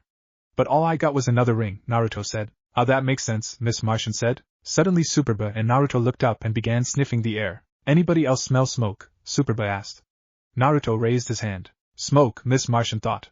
But that would mean Miss Martian gasped. My cookies! She squealed. She immediately began flying towards the kitchen at high speeds. The others soon followed after her. They arrived just in time to see her pull out a batch of burnt cookies. I was trying out Grammy Jones' recipe from episode 17 of... And never mind, she said, trying to throw them off for some reason. I bet they'd have tasted great, Robin said, reassuring the Martian girl. Besides, he doesn't seem to mind, he said, pointing a finger at Wally, who was devouring the cookies. Hey, I have a serious metabolism, so lay off, Wally said, glaring at Robin. Naruto slowly began to reach for a cookie, but his hand was smacked away by Wally. Hey! Naruto shouted. Mine! Wally scowled. Hey, give me one! Naruto said as he began wrestling with the fastest teen alive. I'll make more? Miss Martian said, feeling better. It was sweet of you to make any, Calder said. Thanks, Aqualad, Miss Martian said, taking the compliment. We're off duty. Call me Calder HM, Calder explained. Actually, my friends call me Calder, he said, changing his answer. I'm Wally, Wally said as he got Naruto in a chokehold. See? I already trust you with my secret ID, he said with a smirk. He then glared at the Boy Wonder. Unlike Mr. Dark Glasses over S forbidden Boy Wonder from telling anyone his real name, suddenly he was flipped over by Naruto. Mine's no secret, Miss Martian said. It's Megan Moore's. But you can call me Megan, she said. It's an Earth name, and I'm on Earth now, Megan said giddily. She saw from the corner of her eye Superboy getting ready to walk out of the kitchen. Don't worry, Superboy, Megan said telepathically. Superboy grunted as he felt another presence in his head. We'll find you an Earth name too. Get out of my head! Superboy shouted angrily, catching her by surprise. What's wrong? I don't understand, Megan asked in concern, noticing everyone looked to be in some kind of pain. This is a new one, Naruto said, looking up, being the only one who seemed okay. Naruto, do you know what's wrong with everyone? Megan asked in concern. Everyone on Mars communicates telepathically. Gan, stop, Calder ordered, and Megan obliged. After he recovered, he began to explain. Things are different on Earth. Here, your powers are an extreme invasion of privacy. Besides, Cadmus' creepy little psychic genomes left a bad taste in his brain. Wally said, explaining a bit of Superboy's history. I didn't mean to, Megan said, panicking at the realization. Just stay out, Superboy growled and walked out of the kitchen. Wait, Naruto said. So voices in your head aren't normal?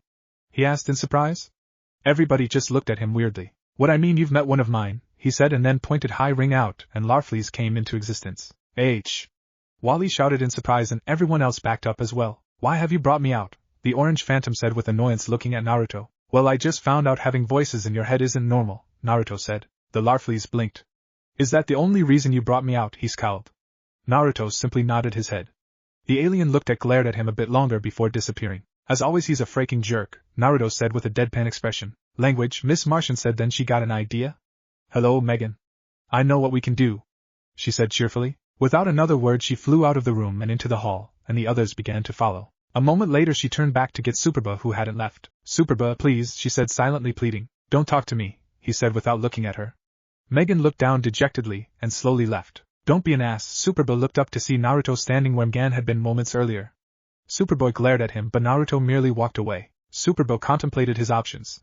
Then he got up to catch up with the others. They arrived in the bay hangars, where a single red object in the room. It's my Martian bioship, Miss Martian introduced. Cute, Wally said with a smile. Not aerodynamic, but cute, he said as he analyzed the ship. It's at rest, silly, the green-skinned girl giggled. I'll wake it. She held her arm out, and slowly the red object turned into a full-blown ship. She opened the hatch and turned to look at the others who were surprised at the display. Well, are you coming? Dibs on center seat. Naruto shouted as he ran in first. Hey, no fair, Wally said as he ran in next. A moment later the rest followed them in and took their seats. Strap in for launch, Miss Martian said. And as if on command the straps wrapped around the boys as they sat down. Whoa, Robin said. Cool, Wally said with a smirk. Red Tornado, please open the bay doors, Miss Martian requested. A moment later the bay doors opened and the ship took off. Incredible, Robin said as he looked around. She sure is, Wally said dreamily looking at Miss Martian. Then he realized he said it out loud. I mean the ship, which, like all ships, is a she. Fast with his feet, not so much with his mouth, Robin snorted as he talked to Megan. Dude! Wally shouted indignantly. This is sweet, it's like we're in a Zord ship, Naruto said as he looked around with stars in his eyes. You're really obsessed with Power Rangers, aren't you? Robin asked with a raised eyebrow. I may not have psychic powers, but I can guess what you're thinking, Calder said as he talked to Superboy in a low voice. You overreacted, and you don't know how to apologize, he explained. Superboy didn't seem fazed, but Calder noticed the slightest twitch of his right eye. Just say sorry, he said. Superboy looked at him.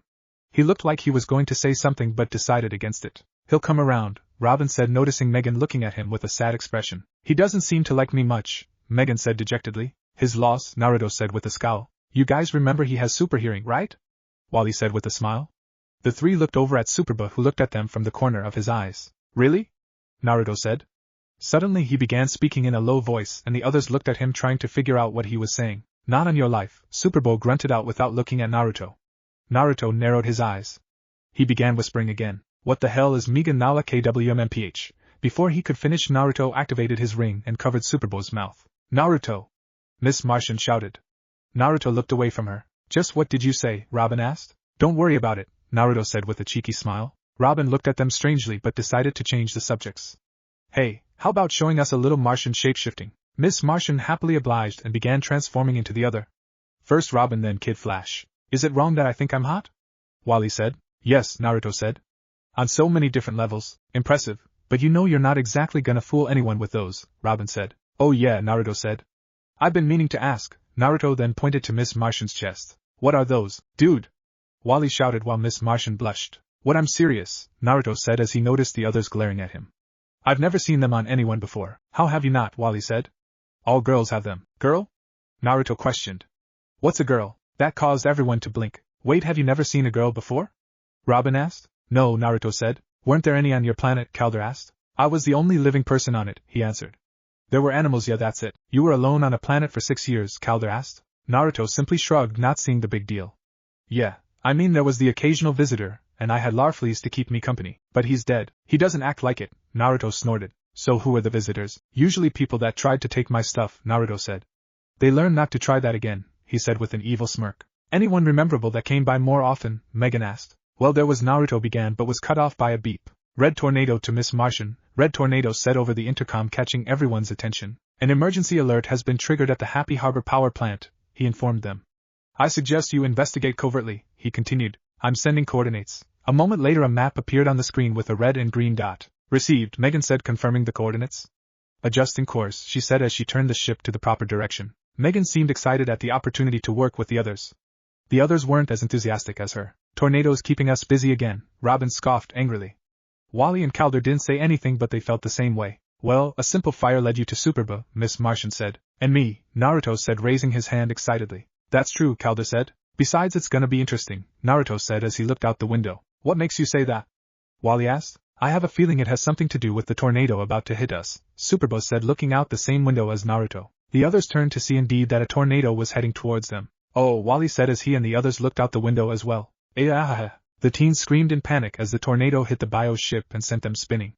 Miss Martian was the first to recover. She focused and manages to steer the bio ship out of the tornado, and made a rather harsh landing. The others recovered and one by one charged out of the ship to find out what was happening. Imagine their surprise to see a giant tornado terrorizing a factory. Robin, are tornadoes common to New England? Calder asked as he looked at the scene with shock. When he didn't get an answer, he turned to see that the boy wonder was gone. Robin? He called out to looking around for him. Suddenly Robin laugh could be heard everywhere. He was just here, Megan said, looking around for him. I gotta get him to show me how to do that, Naruto said with a smile before flying towards the factory. He arrived just in time to see Robin get thrown back and slammed into a pillar. The others arrived to see that the culprit was wearing a red armored suit with a single black line going down the center. On top of the armor was yet another set of grayish-blue armor connected to 2 pipes on the shoulders. "Who's your new friend?"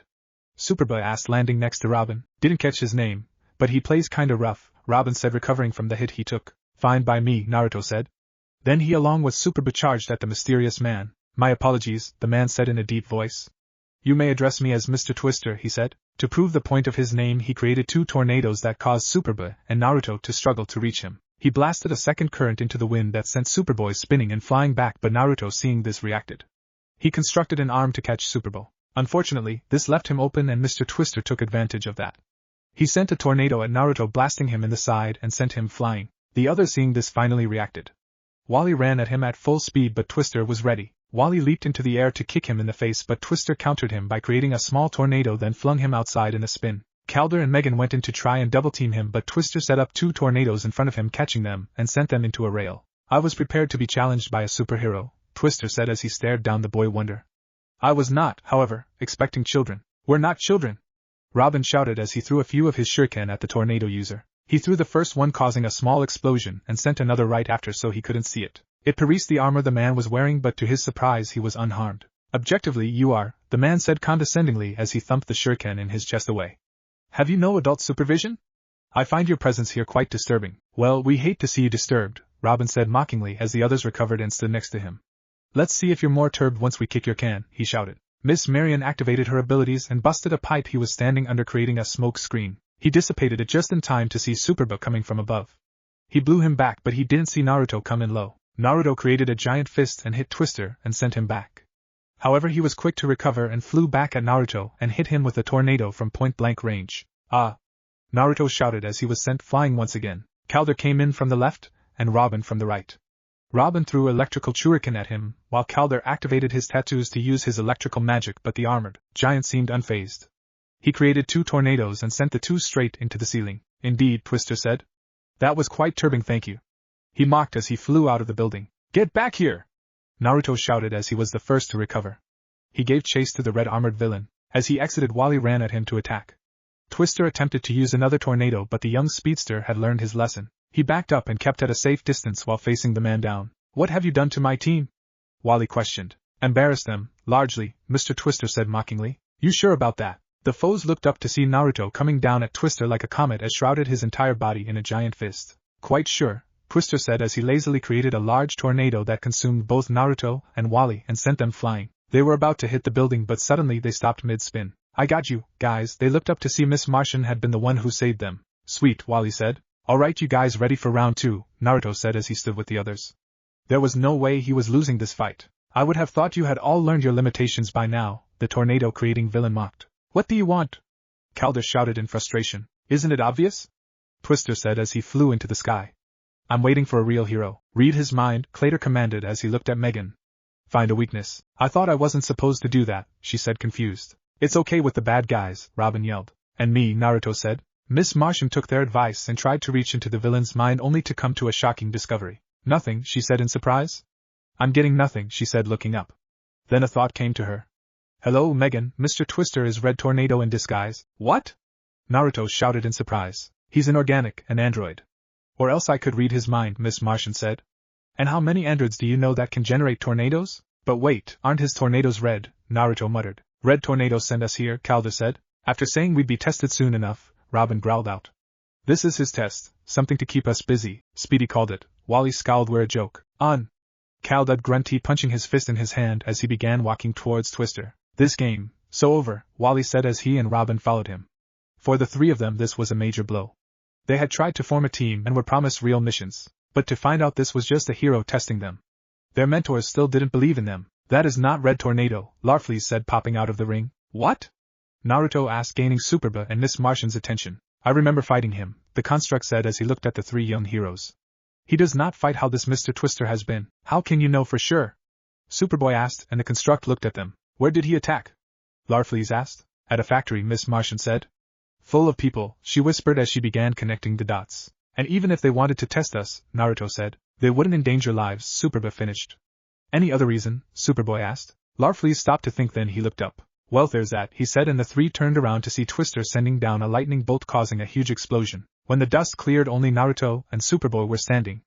Naruto had managed to create a fist to protect himself but hadn't been able to protect Miss Martian as well. While Superboy didn't get all of the powers of Superman, he definitely had his invulnerability. Naruto leapt first as Superboy followed him. Mr. Twister sent down another bolt of lightning, but Naruto simply absorbed it into his ring. Unfortunately, his ring couldn't absorb the wind tornado Twister quickly sent right after. He fell to the earth, but before he landed he created an arm and grabbed Superboy, and with a spin threw him to send him even faster at Twister. A moment later Naruto hit the earth hard. Superboy with the extra momentum boost cocked his fist back and with a roar thrusted his fist forward to punch the red robot. He would have hit too, but Twister was just barely able to react. He created a small tornado that pushed against Superboy's momentum, so when the punch landed it was barely a tap. Nice try, the robot said before electrocuting and blasting the clone towards the earth. Naruto was slowly getting up. He looked to see Twister heading towards them to finish the job. He lifted his ring and got ready to send a fist at the villain, but suddenly he stopped. He seemed to be looking around for some reason. Fine, then, Twister said. I won't deny you children have power, but playing hide-and-seek with you would not help me achieve my objectives, so stay concealed. Naruto turned around to see Miss Martian holding her arm out, focusing. If you confront me again, I will show no mercy, Twister threatened, and without another word he flew off. What happened? Wally groaned out as he slowly got up. I placed the bioship between us, Miss Martian explained as the other recovered. On. Superboy grunted as he hit the ground. And that's supposed to make it right? You tricked us into thinking Twister was Red Tornado, he shouted as he stormed towards the teenage Martian. Hey, don't yell at her, Naruto said. And what were you doing? Wally yelled, walking up to Naruto. I thought lanterns could create anything. Yes, so? Naruto asked, confused. Well, why didn't you create like a gun or something, or some kind of weapon? Naruto blinked. I can do that. Doesn't matter, Superboy said. She's more at fault than anyone. She didn't do it on purpose, Calder said, defending her. It was a rookie mistake, Robin said. We shouldn't have listened. You are pretty inexperienced, Wally said. Hit the showers, we'll take it from here. Stay out of our way, Superboy growled. Pathetic. The group turned around to see Naruto standing next to Larfleeze. What was that? Superboy shouted. I said pathetic, all of you, Larfleeze said. You blame her for your actions. We're not blaming her, Wally defended. Yet you call her out as the only inexperienced one, Larfleeze said. We have plenty experience, Robin defended. Really? Larfleeze mocked. So explain why instead of actually being on the Justice League you're only allowed covert missions. Robin didn't have a comeback for that. And you, Larfleeze said, looking at Superboy. You have no right to talk. You've been in one fight your entire life. How would you know? Superboy questioned. I see everything he sees, Larfleeze said, pointing as Naruto, who had remained quiet. Don't act like you're better than her just because she made mistakes. Like we're going to listen to a bad guy, Wally snorted. Wally, Calder warned. Yeah, a bad guy that fought all of your mentors to a standstill, Larfleeze retorted. You claim her as inexperienced, but to me you're all inexperienced. I've been active for 4 years. Robin countered. And I've been training him for 6, Larfleeze said, pointing at Naruto. And as I recall you were the first to go down. Larfleeze looked around at all of them. You two just ran at him without a plan, he said, pointing at Wally and Robin. You were too eager to please your allies. He looked at Miss Martian, who looked down in shame. You let your frustration at being tested get the better of you, he said to Calder. You have too much rage inside of you, Larfleeze said to Superboy. You're a perfect member for Atrocitus's corps, Larfleeze, Naruto warned. The Phantom glared back but conceded. None of you are worthy of your status as heroes in training, Larfleeze said. Instead of trying to shift the blame on who's at fault, your mentors would look for a different solution and trust each other. As far as I'm concerned, none of you deserve to be heroes. Then with his piece said the alien disappeared. And no one could think of a single comeback. He's right, Calder said. We were reckless. He's not right, Wally tried to defend. Really? Calder countered. Where's Twister? Wally closed his mouth. Damn it, Robin said. He may be right, Naruto said. But maybe we can prove him wrong. What do you mean? Miss Martian asked. I don't like losing, Naruto said. And I don't like proving that old Phantom right. I say we find Twister, and the 6 of us take him down, but he beat us already. No, he's right, Calder said. We were reckless and we weren't really working as a team. We had no plan, no strategy, so this time we make a plan, Robin said. And we take him down, Superboy said. And I think I may have an idea, Miss Martian said. But you're going to have to trust me. We do, Calder said. And slowly the others nodded in agreement. All right, Naruto said. Let's get ready for round 3. 5,453. All around Happy Harbor people were running in panic. Why, one may ask. Because a plethora of tornadoes were moving around the small, normally quiet town. Certainly this will get the required attention, a lone figure said. He was revealed to be the source of the chaos. Mr. Twister, you got ours, full and undivided. Twister turned around to receive a spear kick from Kid Flash, causing him to stumble. Immaterial and insufficient, Twister shouted in anger. You are a distraction I can no longer tolerate. Get turbed, Robin said as he threw a handful of shuriken. They were blown back lazily. I tire of your presence, Twister said, sending a tornado towards Robin, but he was pulled out of the way by Aqualad with a water whip. Too bad. Twister looked up to see Naruto coming down at him. Twister created a tornado to block, but Naruto was ready for it this time and simply changed his course slightly to go above Twister. As he passed over the villain, however, he dropped a gift in the form of Superboy. Twister didn't have enough time to set up a tornado, so he could only dodge the oncoming Kryptonian. Twister got ready to fight the Boy of Steel, but Superboy jumped back and landed next to the others. Naruto walked up. Ready to lose, you piece of shako, he growled. Haven't we been down this road before? Twister said as he created a tornado and sent it at the team. Wally stepped up and spun in reverse and created a tornado that dissipated the tornado Twister sent. Trust me, Wally said as he stopped spinning. It won't be the same, because this time they have backup. Twister looked up to see Red Tornado coming down to stand in front of the boys. Finally! Twister shouted with vicious glee. I was wondering what it would take to get your attention. You have it, Tornado said and then he went on the attack. He created a tornado and sent it at Twister, who quickly countered with his own. The two charged at each as they made small tornadoes in their hands and collided them at each other, causing a blowback. Red Tornado created a tornado from under Twister, sending him flying up in a frenzy, but Twister recovered by creating a small tornado around him to balance himself. Then he upped the speed of the tornado around him and dived down to crush Tornado. Tornado flew back as Twister hit the earth. Rocks began to fly everywhere, but Tornado managed to gather most of them up and sent them all at Twister. The ones he didn't get thankfully only destroyed a couple of boats. Twister, seeing the rocks, began shooting electricity, destroying them all, and began shooting at Red Tornado, who unfortunately took a hit and fell back in an explosion. When the smoke cleared, it showed Tornado missing a leg and damaged. Did you really think we were evenly matched? Twister mocked. I was designed to be stronger than you, he continued as he held his hand out, and wires began to come from his fingers and connect to the back of Red Tornado's head. The reprogramming will be quick. No, it won't, Red Tornado said as his head morphed into Miss Martian, who smirked at him. No! Twister shouted in shock and outrage. Yes, Wally said as he grabbed Twister and began spinning before letting go and throwing him. Twister attempted to catch himself, but Naruto didn't give him a chance. He created an orange hand to grab Twister and started smashing him up and down. He tossed Twister up and Superboy was there to catch him. He began punching in the stomach and eventually through the armor. Batter up, Calder said as he picked up the rotor from one of the destroyed boats. Superboy smirked as he spun and tossed Twister towards Calder. The rotor made full contact, and the blades hooked one of arms, keeping it as the rest of the body went sailing. Robin jumped over Calder and sent shuriken towards Twister, causing an explosion. When the smoke dissipated, it showed Twister standing with a missing arm. He activated his lightning and sent it towards Calder. Before it could land, however, Naruto stepped up and absorbed the energy. You will all die here, Twister shouted. No, just you, Naruto said. Because I learned something earlier. And what's that? Twister questioned. Naruto's smile grew as his ring began to blow, and he started constructing something.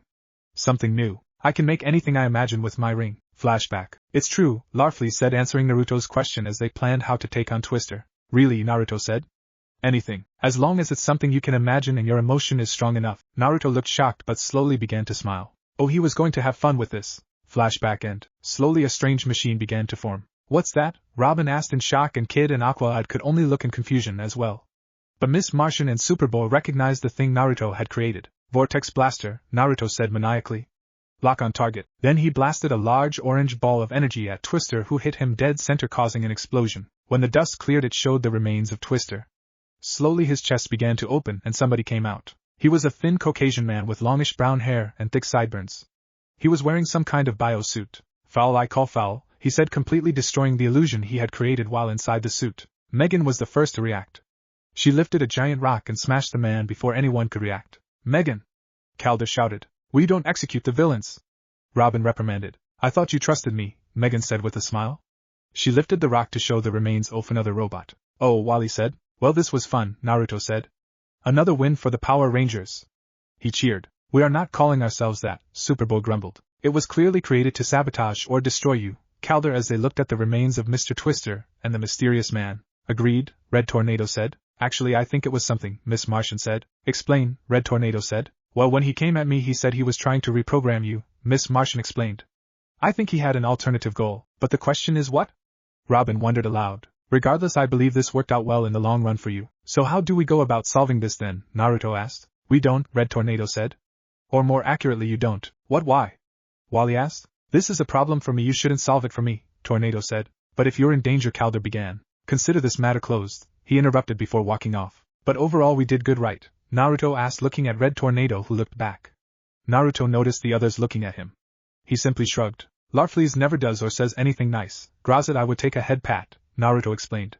Then to his shock Red Tornado ruffled his head gently shocking him, then without another word walked off. Batman, Aquaman, and Flash, they'd have jumped right in to fix things, Wally mumbled. Guess if we're gonna have a babysitter, a heartless machine is exactly what we need. Dude!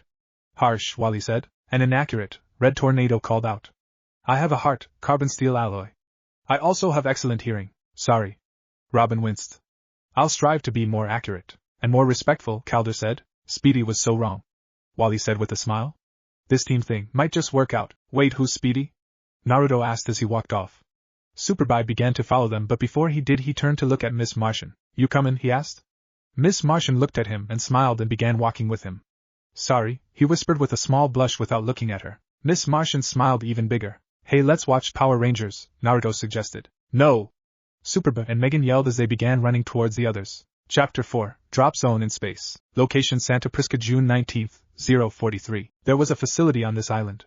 And the alarm was going off. Running around the base were people in black masks and uniforms and red cloaks. They were all running towards the same location when the alarm went off. Something was about to happen. Some of the soldiers were surrounding a group of men in black and green camouflage clothing.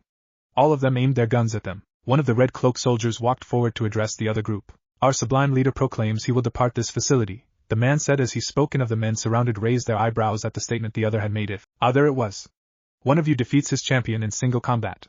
He continued. The biggest soldier stepped forward, shoving past his comrades. He was dressed in a black tank top, gray pants, black combat boots, and black fingerless gloves. His face was covered by a black and white lucha libre mask. Just make it interesting, he said calmly as he walked past the man and entered the makeshift arena, and the gate closed behind him. He didn't see the smirk that came across the man's face. He looked across the arena to the other gate as it opened and spotted his opponent. It was a lean, pale teenage boy with shocking red hair.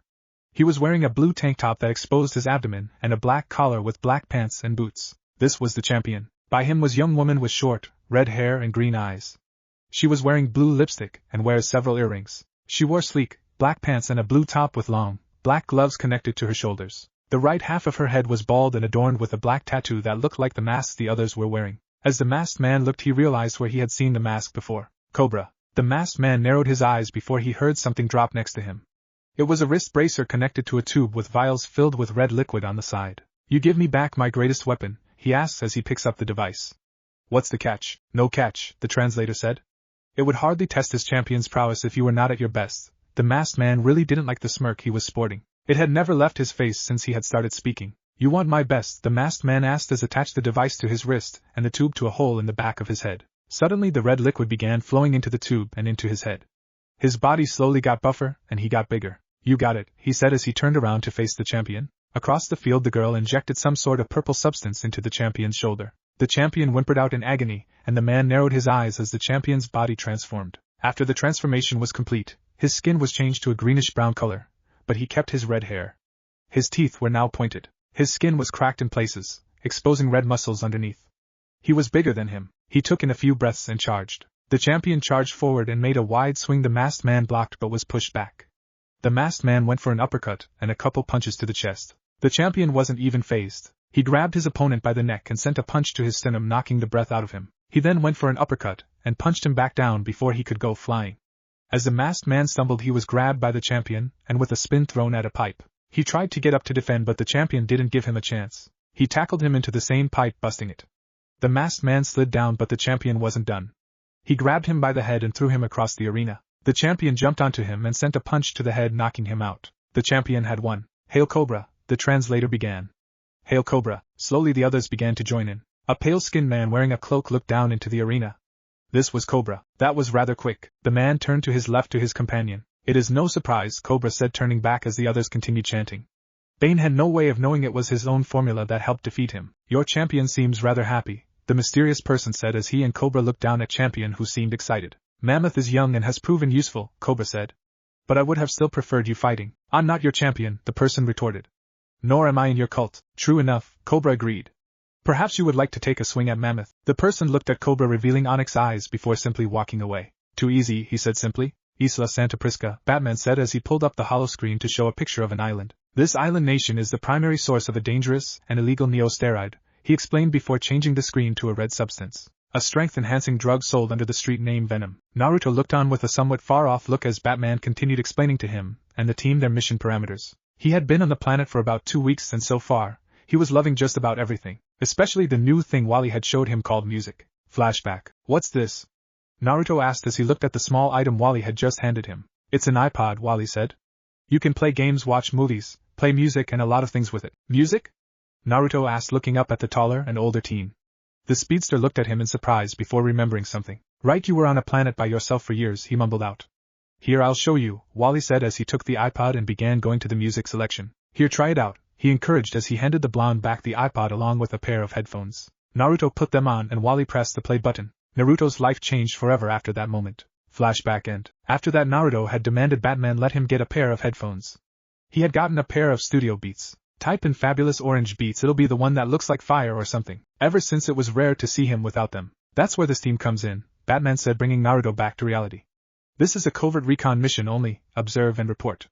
Batman explained. If the Justice League needs to intervene, it will. The plan requires 2 drop zones all but Naruto will be attending this mission. Wait, what? What, why? Naruto asked. Because of your lantern color, Batman explained. It's bright orange and as far as we know can't be altered. It brings too much attention, Batman finished.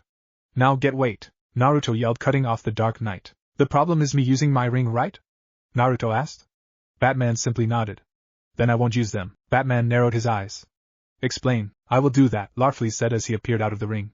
He was on a planet by himself, as you know, the Spectre explained, and Batman nodded. Well, while he was the only humanoid on the planet, he wasn't the only living thing on the planet, Batman caught on quickly.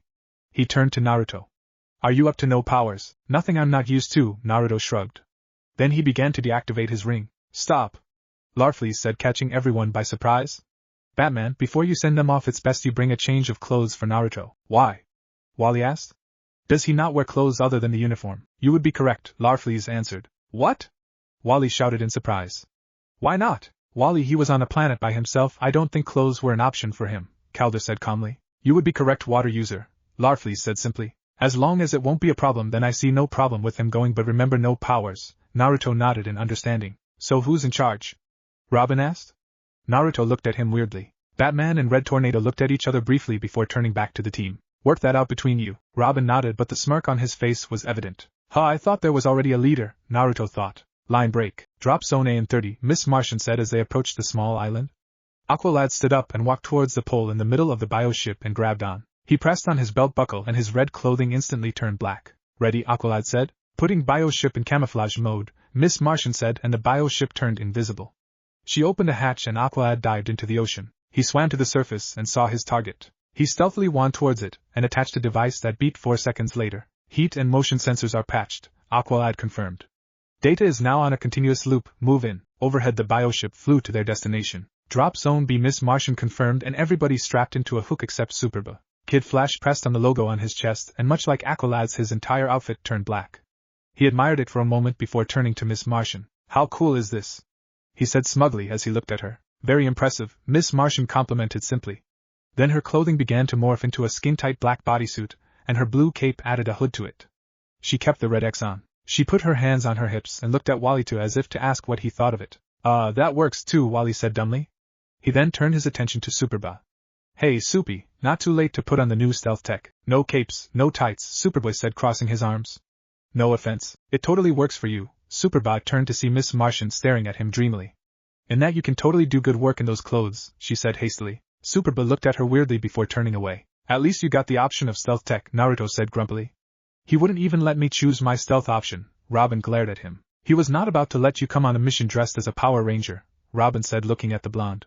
Flashback. Alright, I'm ready, Naruto said as he walked to the others. The others were shocked at what they saw. Naruto was in the uniform of the Black Ranger from Power Rangers in space. Batman narrowed his eyes slightly. No, flashback. Well, I guess my second choice is just as good, Naruto said. Naruto was wearing a pair of black camouflage pants, an all-black zip-up hoodie, and besides, he couldn't stop me from bringing this.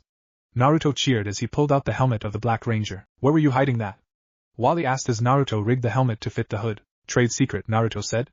Then without a word he dropped down without a hook and landed in a roll. The other followed his lead. As they landed they looked up just in time to dodge as Superboy had taken after Naruto and landed without a hook, creating a crater. Knew I didn't need a hook, Superboy said with a smirk.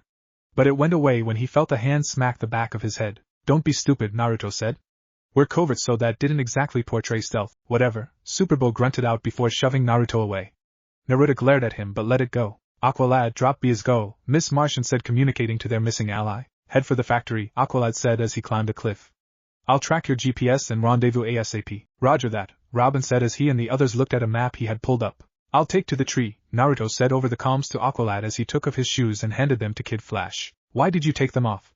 Wally asked. Too much noise, Naruto answered before speaking into the comm. Aqualad, I'll take note of anything I might see ahead. Alright, but be careful, Aqualad said over the comms. Naruto simply nodded and began climbing up a tree with relative ease before disappearing in the branches. Naruto began to leap from tree to tree as the others followed behind him.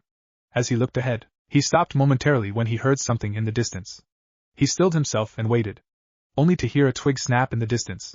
Not too far from them, he turned around to tell the others, but it seemed Superboy picked up on it too. Wait, where was Robin?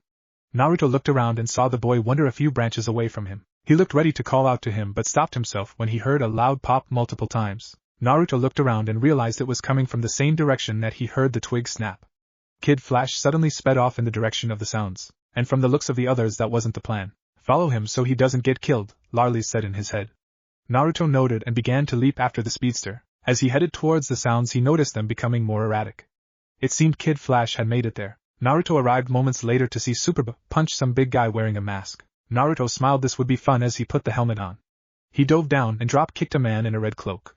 Before speeding forward and punching another one in the gut, he looked around to see that Robin had arrived just after him. What is wrong with you guys? Robin shouted as he sent a roundhouse to an opponent. Remember covert? Why didn't you follow my lead, vanish into the jungle? That's what you were doing. Wally accused as he ducked under a punch and grabbing the guy and throwing them. Way to fill us in like Naruto did, he said sarcastically. We're not mind readers, you know.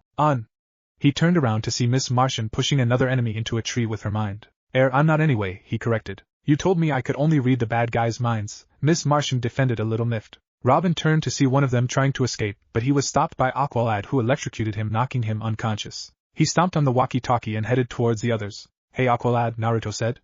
You missed all the fun. A few minutes later the bad guys were tied up and Kid Flash was looking at Naruto strangely. You were really determined to wear that thing, weren't you? He asked rhetorically. Yep, and I gotta say I feel powerful, Naruto said from inside the helmet.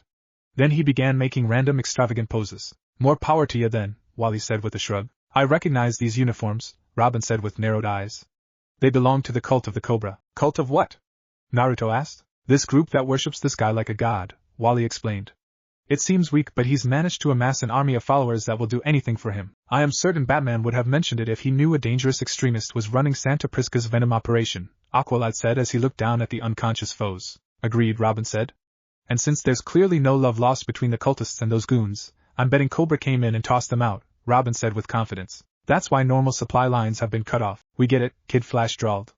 Cobra wanted super cultists, mystery solved, as he crossed his arms. Radio bats. And we'll be home in time. These cultists are non-venom, Wally began but got cut off by Robin. Cobra's hoarding the stuff, Robin explained.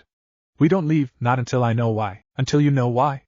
Kid Flash mocked with a raised eyebrow. This team needs a leader, Robin countered. And it's you? The speedster mocked. Dude, you're a 13-year-old kid, who ducked out on us without a word. Ha, and you're a mature 15?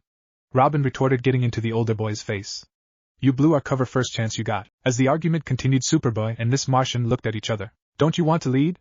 Miss Martian asked the young Kryptonian. Superboy merely shook his head. You? He asked. After the Mr. Twister fiasco?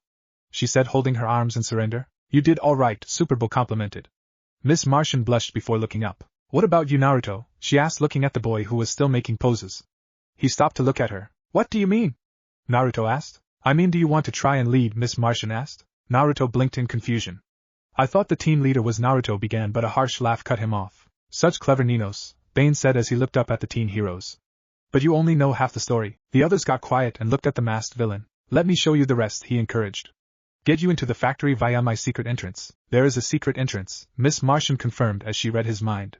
But he's also hiding something, she said as she tried to look deeper. Ah, chica, he said with a smile. Bane is not that easy. Oh, Miss Martian said in frustration. He's mentally reciting football scores in Espanol. This could take a while, she said. It's not complicated, he explained. The enemy of my enemy is my friend. That doesn't make sense. Bane turned to look at the one who said to see. A Power Ranger? In space. Naruto said, making another pose. Everyone around him sweat dropped. But like I said, your phrase doesn't make sense, because you're still an enemy. Temporary alliance, Bane said. We both want something from the other group here, so working together would make sense, as he explained with a smirk. Naruto remained quiet, his face unreadable due to the helmet on his face. Alright, I get it, he began. But let me be clear, he continued, and there was an edge to his voice all but Miss Martian was familiar with. I'm a greedy person by nature, and these guys, he said, pointing to the team, are mine except him. He said, looking at Superboy, who snorted. And I don't like it when my possessions are hurt or stolen, so, he continued as he crouched down and got to eye level with Bane. Should anything happen to them because of you? Bane didn't know why, but the mask was actually adding on to the intimidation. Then I'll show you exactly why I was chosen by this ring. He finished holding the orange lantern ring up as it glowed ominously. Sublime Master, he approaches, a soldier said as they approached Cobra and the mysterious shadow. Activate the radio jamming net, Cobra commanded. Nothing must interfere. He gave a look to his companion, who nodded and walked off. Elsewhere on a cliff, the Robin was scoping out the factory as Cobra cultists were moving vrates around. Look at all that product, Robin marveled as the others looked over his shoulder. A buy is going down, Robin confirmed. But if Cobra's not selling to the usual suspects, then we need to identify that buyer, Calder said. Just what I was thinking, Kid Flash said, standing straight up. Yeah, you're the thinker, Robin mocked. Sarcasm, dude, Kid Flash said. A real leader would focus on getting answers, he said smugly. They turned to see Bane moving a rock to reveal a tunnel. Answers are this way, he said as he began walking in. So, now El Luchador is our leader, Kid Flash said before getting smacked upside the head by Robin. Soon the others began following, but before he entered, Naruto left his shoes in a bush by the tunnel entrance. Soon they reached door that Bane opened. All clear, Robin said before rushing out.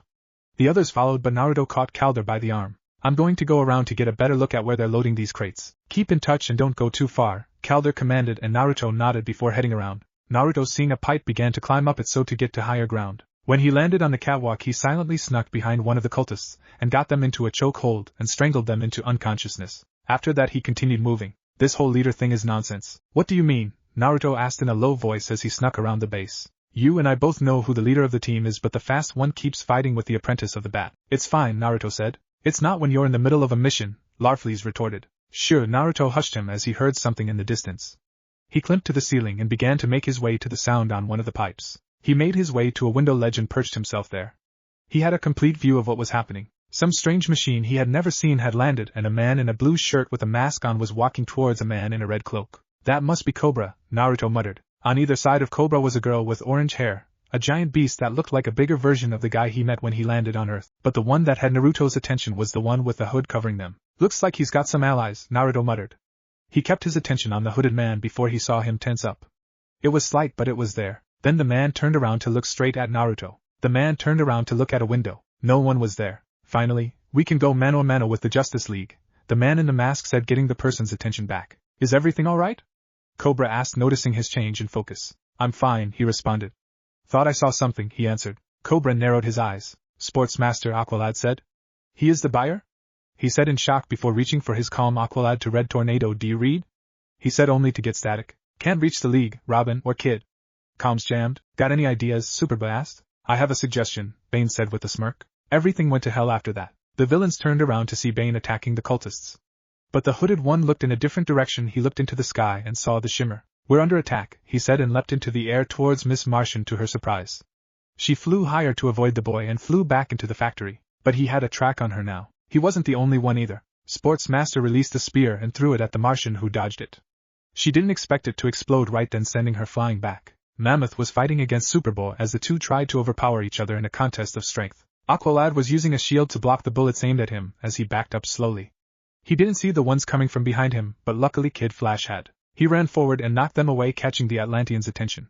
The two began to fight off the cultists. They would have continued, but suddenly the hooded Jigir landed between them and began attacking. He sent a kick at Aqualad, who blocked it with his arms.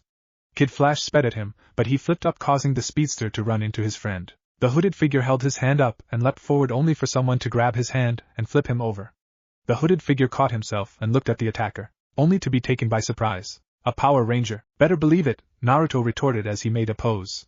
Then the two charged at each other. Naruto shot a fist forward only for it to be blocked by the hood, who sent a kick forward that Naruto barely managed to dodge. Naruto sent an uppercut at the figure, who backed up to evade the attack. The hood leapt forward and began an onslaught of punches and kicks at Naruto, who barely managed to block them. This guy was fast. He sent a right straight, but Naruto reached out and twisted their arms, and he reached for the hood. The hood was ready as he moved his foot and tripped Naruto. Naruto released the man's arm and fell over. Not one to be deterred, he spun around and sent his legs at the man in a spin, clocking him in the face, but before he could recover, Naruto got up and sent him flying with an uppercut. The man recovered and back flipped onto his feet. He eyed Naruto before cracking his neck. Okay, he said, and Naruto could hear the smirk on his face.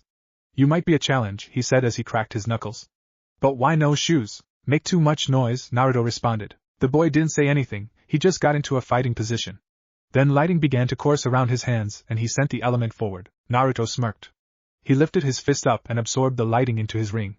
The boy looked shocked. Yeah, that doesn't work, he smirked. The hooded boy frowned for a second, but the smirk came back. Then try this. Then just as before, lightning around his body, but before he could try something new, a group of cultists turned the corners and began shooting at him, forcing him to back up. The hooded boy looked at the cultists with frustration. Stay out of this, he shouted, but they didn't listen. They continued shouting, forcing Naruto to retreat. Naruto, are you online? Naruto paused and realized Calder was talking to him telepathically. Megan must have linked them up. Yeah, I'm here.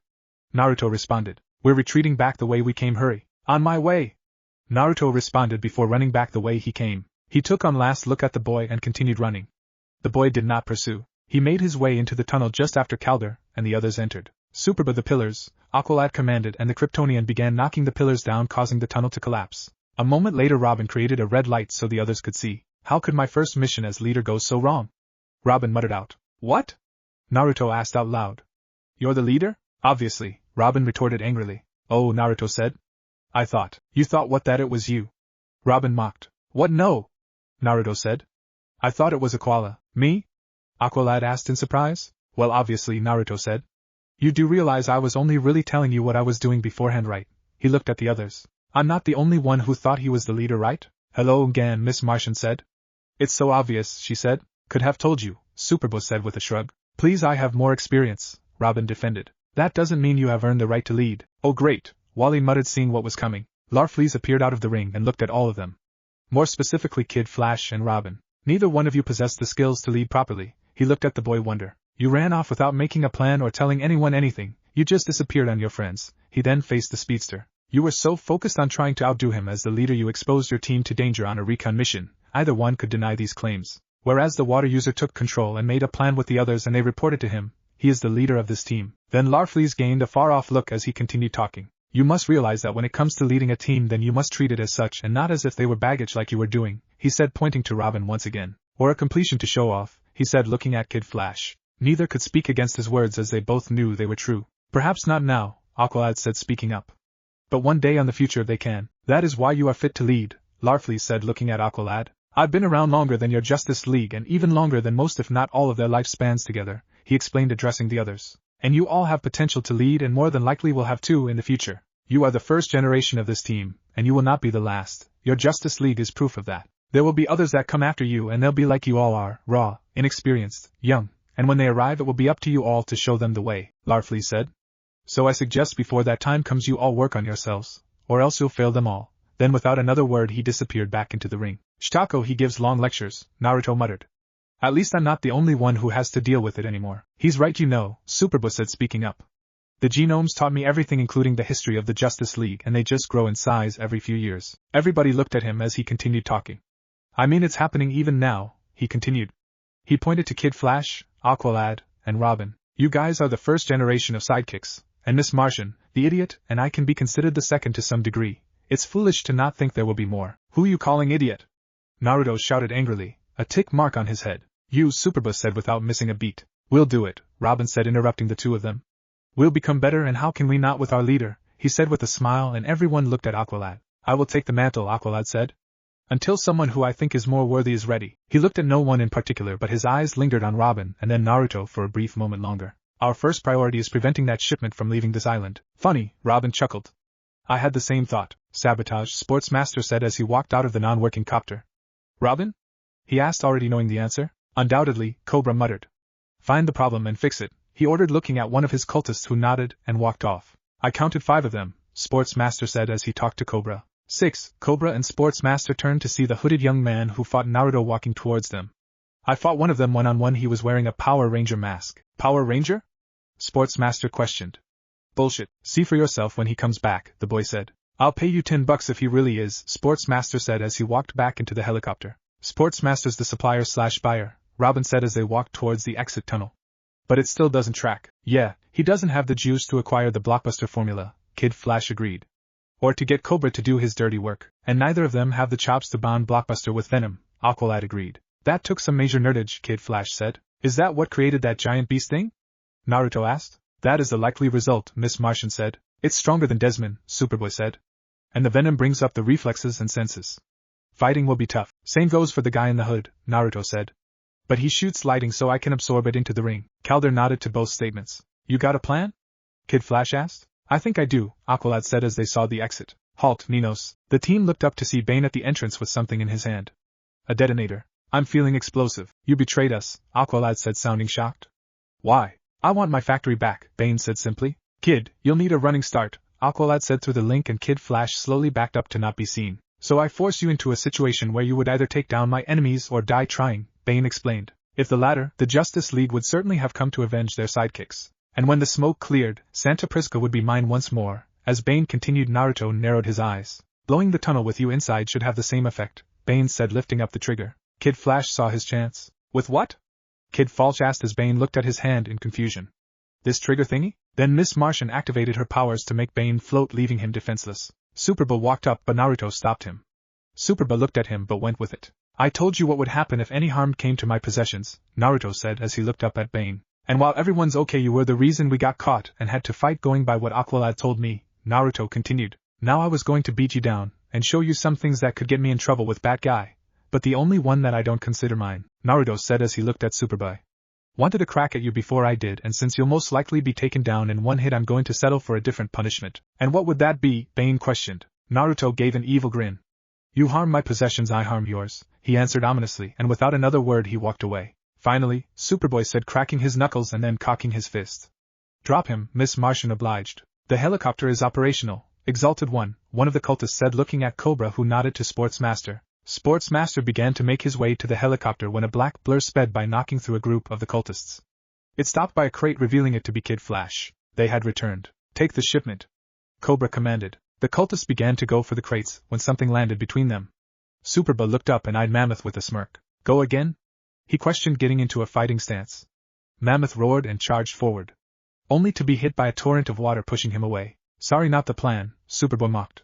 Superboy turned just in time to see the raven-haired boy sending a kick at him that he managed to block by grabbing the offending leg. With little ease he turned and threw the boy at the helicopter. The boy recovered and flipped in the air so his feet would hit the helicopter, allowing him to leap forward at Superboy. He cocked his hand back to strike as lighting covered his arm, but he was intercepted. The hooded boy looked to see that it had been his previous opponent. Don't worry, Naruto said below the mask. Our fight is, he really is wearing a Power Ranger helmet, Sportsmaster said as he walked next to the hooded boy. Be at the extraction in 15, he ordered. Oh, are you here to protect him? Naruto mocked. Sportsmaster stared at him for a moment. In space sucked. You die, Naruto hissed. Sorry, the hooded figure said, stepping in front of Sportsmaster, who ran off a moment later. It's been a while since I've had a challenge, so you gotta fight me first. Then without warning shot another bolt of lightning at Naruto, who absorbed it. Didn't I tell you last time? Naruto mocked. That won't work. Well, what about this? Sasuke said, and just like before, lightning began to course around his arm. But it was different. This lightning was black. He shot the bolt forward and Naruto held his ring forward to absorb it. Imagine his surprise when the lightning hit him. Ugh! Naruto grunted as he felt it go through his body painfully. He couldn't absorb it. That should be impossible. Wanna try again? The boy mocked as he prepared another bolt. Naruto took in a few breaths as the pain subsided. Aqualad, we're on the edge of the factory entrance, he said through the link. Not yet, Naruto. Miss Martian isn't in place yet. Naruto grunted, but he ran forward and stuck to the plan. He sent a left straight at the hooded figure, who dodged easily and kicked him back into the factory. Naruto rolled into a kneeling position and looked up. He rolled to the side just in time as the hooded figure sent another black bolt at him. Come on, I know you have more fight than this, the hood mocked as he sent a fist at Naruto. Naruto blocked it barely and sent his own fist forward. The figure moved his head to dodge the punch and sent a kick to Naruto's left ribs. Damn it, Naruto grunted out. Is this really it? The figure asked, and there was disappointment in his voice along with something else. Trust me, it's not, Naruto answered. I'm just waiting. Waiting for what? Naruto. Miss Martian did it, Aqualad answered. You're clear. Below the mask he grinned madly. For the signal, Naruto said. Then he activated his ring. A moment later he was in his orange lantern outfit, with the helmet being the only thing that stayed the same. You look ridiculous with that thing on in your uniform, Larfleeze criticized. Ready for the final round, Naruto said, tilting his head in a mocking manner. Been ready, the hooded boy said, and lightning began coursing through his body, but he didn't release it. Then in a surprising show of strength the hooded boy picked up a large crate with one hand and threw it at Naruto. But Naruto didn't dodge. He pointed his ring forward and a giant fist came forward, destroying the crate along with the venom inside of it. So you're a lantern, the hood said, observing the construct. Didn't know there were orange ones. Believe there is only one of me, Naruto taunted. I see you're stronger than you look. Ion kinesis, the boy explained. Along with sending lighting, I can use the electricity to stimulate my muscles. So you can fight in any range, Naruto said. So can you. Let's see who's better, the hooded boy said as he took his hood off, revealing a pale-skinned boy with raven-colored hair sticking up in the back. But the thing that concerned Naruto were his red eyes. Sasuke Uchiha, the boy said, giving his name. Naruto stared at him for a moment before taking his helmet off. Naruto Uzumaki, he responded. Call me Orange Lantern, then call me Ion, Sasuke said. Lame, Naruto responded. Oh, an Orange Lantern isn't, Sasuke snorted. Naruto set the helmet down and glared at his opponent. Then the two leapt at each other. Sasuke created black lining to course around his arm as he cocked it back. Naruto mirrored him as he created a gauntlet over his arm. Their fists collided. A shockwave was created and all the windows broke. Naruto's construct shattered as Sasuke's lighting dissipated. Let's go wild, Naruto said. Then he backflipped and sent a giant fist at Sasuke, who dodged, causing the construct to destroy the wall. Sasuke, having dodged, charged lighting into both of his hand and combined them, sending the arched bolt of energy forward. Naruto put up a shield around his body, but the lightning sent him back, destroying several pillars in the structure as he went flying back. The battle went on as they blasted lightning and constructs at each other, destroying everything in sight. Naruto Miss Martian completed her task and it. Aqualad said in his head. Time's up, Sparky, you got 5 minutes to get here or I'm leaving you. Both fighters scowled. Naruto slowly landed on the floor and stared at Sasuke across the factory. Sasuke began coursing lightning around his body and focused it onto his arms. At the same time Naruto cocked his fist back as he began to focus a lot of energy into the ring. Then the two shot their hands forward. A large burst of orange energy shot forward from Naruto, while the biggest black lightning bolt came from Sasuke. The two blasts collided in a large explosion. The two boys were sent flying back. Naruto through the entrance and Sasuke through a hole they had created. The factory was not so lucky. The explosion took out all the supporting pillars, causing it to cave in. The factory had been destroyed. Bane looked on in rage as he watched his factory crumble. He remembered the ranger's words. You harm my possessions, I harm yours. Bane scowled. Naruto got up and looked through the smoke. He could tell Sasuke was looking at him. They stared at each other. Then without a word Sasuke turned and headed into the forest. Naruto then turned around to look at his surroundings. Everything was in shambles. The Bat will not like this. A simple recon mission, observe and report, Batman said harshly as he looked at the teens. He tried to hurt my possessions, Naruto said simply. Batman stopped to glare at him. Don't look at me like that, Naruto defied. You should know what happens when it comes to our stuff. Batman glared at him but said nothing. You'll each receive a written evaluation detailing your many mistakes. Batman continued. Until then, good job. He finished, catching everyone by surprise. No battle plan survives first contact with the enemy, he explained. How you adjust to the unforeseen is what determines success. He then looked at Calder. And how you choose who leads determines character. Calder smiled as Robin put an arm over his shoulder. All I recovered is a single ampoule of Cobra venom, Sportsmaster said as he looked at the images. Poetry, the drug can be reverse engineered, one said with a French accent. Maze, what of our young heroes? First Cadmus, then Mr. Twister, now Santa Prisca, another voice spoke up. Once is happenstance, twice is coincidence, a deep voice said. But 3 times is enemy action, and enemies of the light must not stand. Chapter 5. Let's all do the robot. A school bus was entering Metropolis from a bridge. It was heading towards the elementary school. Traffic was moving at a steady pace and the bus driver could hear the kids laughing and having fun in the back. He smiled to himself. Just another day on the job. That's when 2 of the cables holding up the bridge snapped and crashed into the bridge. Or not. The driver reacted just in time and turned the bus to the side, running into the sidewalk. Behind him a truck turned into oncoming traffic to avoid hitting him. The red car behind it did not. It came in hot and pushed the bus over the edge, causing it to tilt. The kids began screaming in panic. In a nearby building a man was looking at the scene with a serious face. This man was none other than Bruce Wayne. He turned to his desk and flipped the top of a bust up, revealing a button he was getting ready to press. He was stopped when he heard a distinct sound in the distance. The sound of the sound barrier being broken. He turned to see Superman flying straight towards the bridge. When he arrived he immediately went under the bridge and tried to push it upward. He looked around and noticed a few of its supports damaged. He activated his heat vision, immediately stabilizing the supports, making his job easier. Then he began lifting the bridge slowly. It was working too, until someone landed down on the bridge, roughly pushing more pressure on him. What now? The Kryptonian thought. Superboy landed on the bridge and immediately got to work. He began pulling cars close to the edge back to safety. One consisted of a husband and wife, and their toddler son. Thank you, young man, the husband said. Thanks to you my family's safe, he said, looking at his child fondly. Superboy didn't show it, but he felt a pang of jealousy. Instead, he smiled calmly and nodded before running to the school bus that looked ready to tip over. He latched onto it, and began pulling backwards with all of his strength. He was going to pull them to safety. Suddenly the bus seemed to get lighter. He looked up and frowned. Superman had grabbed the other end of the bus and lifted it up. So much for proving myself, he thought bitterly. I had that, he scowled as he walked up to the hero. I didn't want to take the chance, Superman responded. As it is, your landing could have destabilized the entire bridge. It didn't, Superboy defended. But it could have, Superman said calmly. We don't yet know the limits of your powers, he continued. Better not to risk it. Okay, that was a fair point. Maybe this was his chance. Well, maybe you could, help me figure that out, he said hesitantly, but the hope in his voice was clear. Batman's got that covered, Superman replied quickly. Superboy stopped the wince from the quick shutdown. I know, but he tried. Superman said in a calm, cutting him off. Wait, Arrow slowed down, he continued, turning his back to the clone. What's attacking? No, I'm definitely available. Superboy once again ignored the pain in his chest. Coordinates? Acknowledged, on my way, Superman said before turning back to him. Sorry, Superboy, he hated the hesitation in the hero's voice at his name. Duty calls, he explained, and flew off. He completely missed the look of hurt from rejection on the young clone's face. Already got the alert, Bruce, Clark said, speaking into his comm as he flew. I know, Clark, Bruce said as he looked down at the bridge. He had seen everything. But we need to talk. Calder looked down in slight irritation as the virtual puck went into his goal. He had lost. He looked up to see Wally mocking him by eating a banana in his hand and looking away from the board. Like he basically had the entire time. He couldn't help the tick mark that formed on his head. He felt a hand on his shoulder. He looked up to see Naruto staring at him with conviction. Calder nodded and let Naruto take the controls. Wally scoffed and continued eating his banana. Naruto looked over at Gan. She nodded. He nodded back. She too had lost to Wally at the game.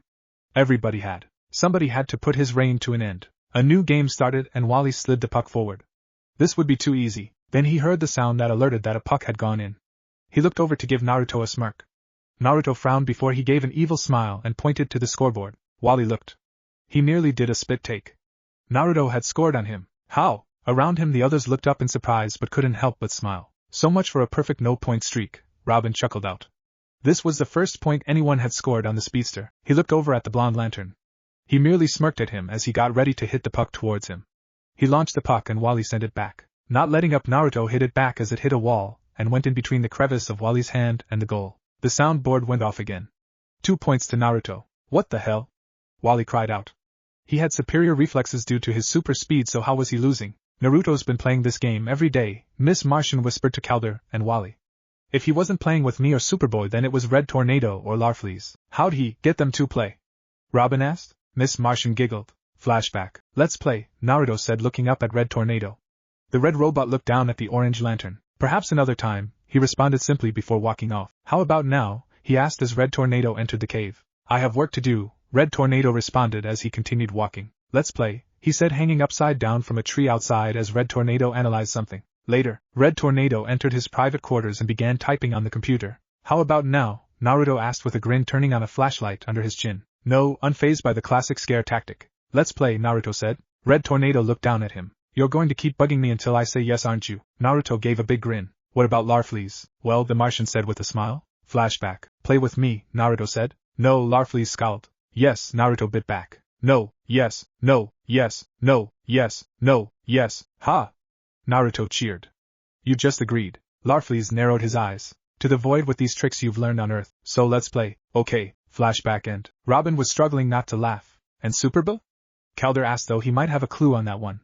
From the way Miss Martian raised an eyebrow, his theory was confirmed. Flashback. Hey, wanna play? Naruto asked the clone. Why would I play with you? Superboy growled. 'Cause I need an easy win, Naruto responded. What was that? Superboy growled louder. You heard me, you piece of stocko, Naruto responded. And here I was hoping to spare you the pain of losing to me. Me lose to you. Naruto scoffed. As if, oh, is that right? Superboy retorted. Yeah, it is. Naruto countered as the two began butting heads. Their eyes big and white with anger. Well, let's see about that. Superboy shouted. Bring it. Then the two headed to where the game was. Flashback end. And if he wasn't playing with one of us, then he was playing against the computer on the highest difficulty. I see, Calder said as the puck once again went into Wally's side. Wally had eaten the entire banana and began facing Naruto seriously. He had managed to catch up with 1 point behind. Take this, Naruto said as he shot the puck off. Wally realized he wasn't going to make it. He activated his power. The puck went into Naruto's side. Hey, no powers, Naruto said. Never said that earlier, Wally said back. Boo, cheater, disappointing. Wally looked to the side to see the other jeering at him. Oh, so we're playing like that, Naruto said. He activated his ring and he created multiple hands and got them ready. That's not fair, Wally said. Robin, Naruto said simply. Since you used your powers, he's allowed to use his, Robin answered smoothly. Any more complaints, and you will be forced to give up your crown. Wally gritted his teeth. Then he looked at Naruto. The next goal would win it. Wally and Naruto eyed each other as the puck formed on Naruto's side. The others looked on with anticipation. Then Naruto hit it forward. The puck went back and forth and eventually their arms and hands became a blur as they knocked the puck back and forth. This is the most intense game I've ever seen, Robin muttered as they stopped trying to keep up with the puck and simply decided to watch the two got at it. Miss Martian couldn't help but giggle. Then for some reason Naruto deactivated his ring and the hands disappeared, leaving only his real one. He swiped his hand from side to side and knocked the puck forward, but for some reason it was spinning as it moved towards Wally. Wally watched it head to him in slow motion. Looks like my reign continues, he thought cockily as he hit the puck. Only to see it spin around his paddle and enter his goal. The beeper went off. What? Wally asked. Special technique, Naruto said, making a pose. Curve shot. And we have a new champion, Robin said in a mock announcer voice. This is the upset of the century, ladies and gentlemen, he continued. Kid Flash has lost his title of air hockey champion. No! Kid Flash shouted as he got on his knees. Naruto as the new champion. Anybody you would like to thank? Robin asked, holding his hand to his face. Naruto blinked in confusion. What are you doing? Naruto asked. Superboy, B04. The others turned to see Superboy walking into the cave. Hi, Superboy, Miss Martian greeted eagerly. How was Metropolis? The clone simply walked past them, ignoring her question. He was heading to his room when another voice spoke up. Ready for training, everyone? The teens turned to see a blonde woman in a blue jacket and black outfit along with Martian Manhunter walking up to them. Black Canary, Gan greeted ecstatically. Uncle John. She continued, giving him a hug. Gan, the older Martian, greeted back, affection in his voice. I was in the neighborhood, so I thought I'd see how you were adjusting. A few bumps, but I'm learning, she answered happily. That's all I can ask. With every word, Superboy felt a stab in his chest. Why couldn't he have that? It wasn't fair. He began to make his way to his room. Stick around, Black Canary said casually, catching his attention. Class is in session, he scowled but stayed. I consider it an honor to be your teacher, she said as the arena began to glow. I'll throw a lot at you, she continued as she began to take off her jacket. Everything I've learned from my own mentors, and my own bruises, she said, revealing a bandage on her left arm. What happened? Miss Martian asked in concern. The job, Black Canary said, humor in her voice. Oh, so you're a girl too? Black Canary eyed the blonde teenager who looked at her curiously. Dude, did you not realize there were other girls out there? Wally asked. I've only ever seen Megan, he said. What about in Santa Prisca? Robin asked. To be fair, all but Shimmer had cloaks on, Calder said. And I don't think they saw each other. What about Power Rangers? But that's not real, Naruto said, sadness in his voice. The people are, Wally said. Really? Naruto asked, stars in his eyes. I feel like you're missing something here, Robin muttered. Ahem. The others turned back to Black Canary. Sorry, Miss Martian said sheepishly. Now, combat is about controlling conflict, putting the battle on your terms, Black Canary began explaining. You should always be acting, never reacting, she continued. I'll need a sparring partner. Right here, Kid Flash answered with a sly smile. Yeah. After this, he sped in front of her, catching her slightly by surprise. I'll show you my moves, he said flirtatiously. That doesn't make any sense, Naruto said. Aren't you doing that now? The others chuckled slightly. Then the fight began. If you could even call it that. Black Canary sent a right straight at the young speedster's face, which he blocked easily. Then she got low and swiped his feet from under him. He hit the ground hard. Hurts so good, Wally groaned. Doesn't sound like it, Robin chuckled. Oh, now I get it, Naruto said. Since she beat you easily, she showed you her moves, now you're going to do the same to her. Not exactly, Naruto, Calder said. Behind him, Robin was having a hard time holding in his laughter. Good block, Black Canary chuckled. But did anyone see what he did wrong? She asked as he walked out of the arena. Ooh, Robin called out, raising his hand. He hit on teacher and got served? Dude! Wally complained. He allowed me to dictate the terms of oh please, Black Canary began explaining but was interrupted. She along with the others turned to give their attention to Superboy. With my powers, the battle's always on my terms, Superboy said confidently. I'm a living weapon, and this is a waste of my time. Not true. The others turned to look at Naruto. If they were always on your terms, you would have been able to take out all the people we fought by yourself, he said. But that was never the case, was it? He asked rhetorically, though no one missed the mocking tone. Wanna test that? Superboy growled. Sure, Naruto countered. Simultaneously the two looked at Black Canary. I'll allow it, she responded simply. They both smirked. Superboy walked into the arena. Ready or are you backing out? He mocked. No, just getting ready, Naruto said simply. Then to everyone's shock he put his earphones on and began playing music as he walked into the arena. Come at me, Naruto said as he began moving his head side to the beat of the song he was playing. It seemed that pissed Superboy off. He lunged forward, he threw a right hook, but to his surprise Naruto merely moved his head back as he continued dancing. Superboy wasn't done yet. He sent his left fist forward, but Naruto pushed away from it as he continued dancing without missing a beat. Superboy was getting frustrated. He bent down to tackle the lantern, but he began moonwalking before spinning around him as he passed by and kicked him in the back for good measure. He swayed side to side with the beat as he looked at Superboy. Superboy charged forward and began throwing wild punches at Naruto, but he merely moved with the flow of the strikes as he continued dancing, dodging every punch. Superboy threw one last punch, but Naruto caught the offending appendage and pulled Superboy towards him before spinning him and then dipping him. Superboy looked up at the boy in shock. Naruto simply smirked. Then he released the boy of steel, who was off balance from the dip, and hit the floor. I believe that proves my point, Naruto said with a smirk. Superboy glared up at him before he got up and turned to walk away. I'm done, he said simply. Training is mandatory, Black Canary said, and there was a small edge in her voice. Superboy glared at her. Batman to the cave. The others looked up to see Batman on the holoscreen. The others gathered to see what was going on. 5 hours ago, a new menace attacked Green Arrow and Black Canary, Batman explained. A small box appeared and a video began playing. The attacker was capable of studying, then duplicating the powers and abilities of its opponents, Batman explained. The video continued playing. Arrow called in reinforcements, which nearly proved disastrous, as our foe gained more and more power with each new combatant. Whoa, Kid Flash, understanding the implications of those words. One guy with the powers of the entire league. Robin said out loud. In the end, it took 8 leaguers 4 hours to defeat and dismantle the android, Batman continued. An android? The boy wonder questioned. Who made it, Tio Moro? Naruto looked up in question. He didn't know who that was. Good guess, Robin, Batman complimented. Superboy once again felt another stab in his chest. But Red Tornado doesn't think so. The technology bears the signature of Professor Evo, Martian Manhunter said hollowly. Evo? Calder asked in shock.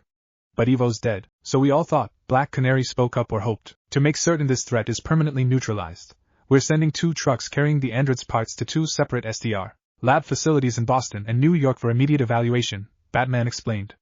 Every precaution is being taken, he said. We'll have 4 additional decoy trucks to create confusion in case Evo or anyone tries to recover the remains, he said. You will split into undercover teams to safeguard the 2 real trucks. Yes. Wally cheered. Road trip. So now we take out your trash, Superboy scowled. You had something better to do? Batman retorted. The boy of steel had nothing to say to that. Girding his butt hooped by me, Naruto answered. Batman and Superboy glared at him, but the blonde was unaffected. I'm only telling the truth, he shrugged. Coordinates received, Calder said, speaking up. On our way, and the other began running to their next destination. Superboy began walking but was stopped by Black Canary. When you're ready, I'll be here, she said with a smile. Superboy ripped from her grasp and continued walking forward. He ignored the small warm feeling he got. The team were on motorcycles as they got ready to split off. I hate this, Naruto grumbled as he sat in a sidecar connected to Superboy's bike. You haven't learned how to ride one yet, Aqualad said calmly. Ha! Kid Flash mocked. Too bad for you. You dare mock your kind, Naruto shot back, making the speedster shut his mouth and scowl. Why couldn't I just fly? Because we want to keep a low profile, the Atlantean explained. And at least it's a sidecar. Or would you rather have to ride behind Superboy while holding on to him? No! Was the shared response of the 2 young heroes in question. Once you learn, then you won't have to use a sidecar again, Miss Martian reassured. SDR Boston is a go, a voice said into the comms. SDR Manhattan is go, another said. That was the signal. The trucks hit the road in different directions, and the teams split off. Robin, Superboy, and Naruto followed one, and Aqualad, Kid Flash, and Miss Martian followed the other. The older heroes began going their separate ways. Superman got ready to fly off, but a hand on his shoulder stopped him. I told you, we need to talk, Batman said. If dislike is the opposite of like, is disaster the opposite of aster? Robin asked out loud.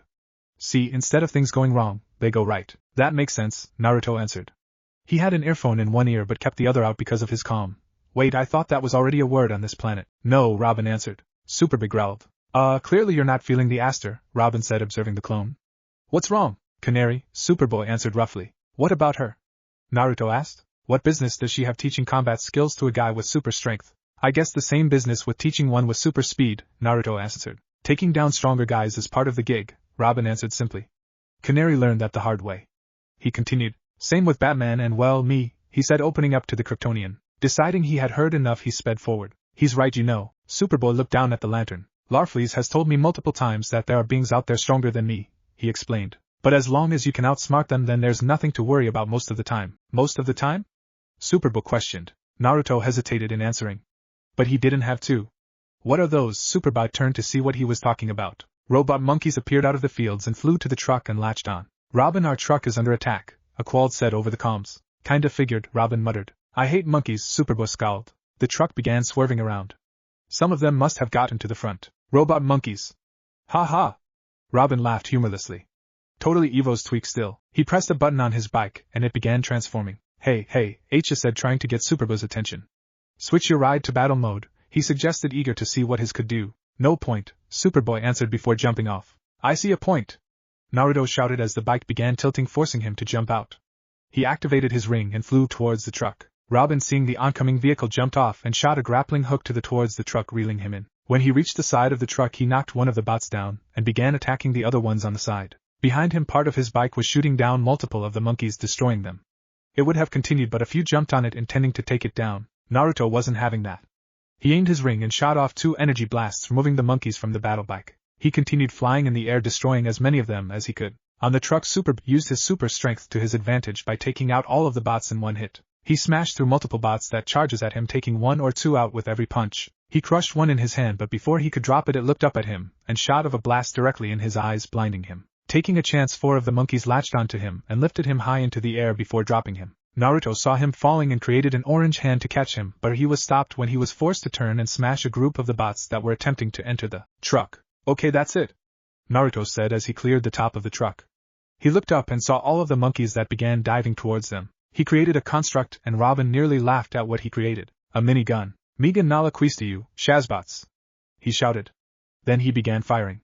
The gun went off and multiple bullets hailed upward towards the oncoming horde. Robin, deciding to help, began throwing explosive shuriken into the swarm, taking out multiple bots. And like an avenging angel, Superboy came crashing down onto the truck, taking out multiple bots and destroying any others that got close to the truck. It seemed like they were going to win. Too bad they didn't see the monkeys that crawled on the side and destroyed the wheels. Realizing what was about to happen, Robin ran to the front and looked at the driver. Get out, he commanded. The driver opened the door, and Robin grabbed at him and shot into the fields. Naruto had just enough time to shield himself and Superboy as the truck began rolling before landing on its top. The back exploded out, and the robot monkeys flew off with the robot remains. Superboy, not far behind, charged through a side, destroying it. He saw which was the monkeys went and began to give chase. Naruto got up slowly to see where he was going. Superboy, Robin shouted, trying to get him to stop. Damn it, Robin growled. Aqualad to Robin, Aqualad called, speaking into the comm. We've lost our cargo. Ours is gone too, Robin said with frustration. And so is Superboy. Aqualad to Superboy, Aqualad said, trying to contact Superboy. Radio your position so we can help you. I don't need help, Superboy shouted angrily. Don't want any. Then he took out his comm and dropped it. Superboy? Aqualad spoke into the comm. I think he ditched his comm, Miss Martian spoke. Super, Kid Flash said sarcastically. Now we can't even track him. He's out of my telepathic range, Miss Martian said, trying to contact the clone. I'll follow him, Naruto said into the comm. Naruto had one ear pressed to the ground. I know the general direction he's going in due to the vibrations from him jumping. He got up and began flying towards the clone, hoping to close the distance. We'll track your comms and follow behind you, Aqualad said. This Professor Evo, if he is alive, seems to be 2 steps ahead of us. She hesitated before making a suggestion. And maybe we should contact Red Tornado? Tornado always tells us to handle things ourselves, Calder said calmly. And the mission can still succeed if we recover the parts before they're reassembled. Well, that's a great plan, except for the part about us not knowing where to look, Kid Flash pointed out angrily. Maybe we do. We'd have heard by now if the decoy trucks had been attacked, Robin explained. So how did these monkeys know exactly which trucks to target? He opened one up and began hacking into its programming. Ha! He shouted triumphantly.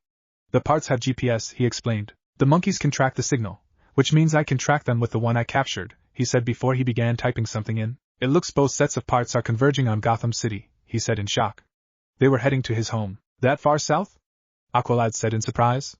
Gan, and I won't get there anytime soon, he said before looking at the speedster. I'm sending Kid on ahead to meet you, he said. Reroute Naruto to give him a more accurate direction, he commanded. Aqualad out. The speedster gave a nod and began running towards Gotham. Damn it, where the hell is he? Naruto muttered. He had been flying for over an hour now and was looking for Superboy. He had headed in the general direction Robin had told him to go to. But when he arrived to the point, nothing was there. So he began heading to the city, hoping to find him there. I am so kicking his ass again when I see him. Damn it, where the hell did he go? He shouted in frustration. Crash! Naruto turned around in time to see Superboy flying through the air before he landed in a building. Found him, Naruto muttered. He proceeded to fly towards the building. And into the hole Superboy had made.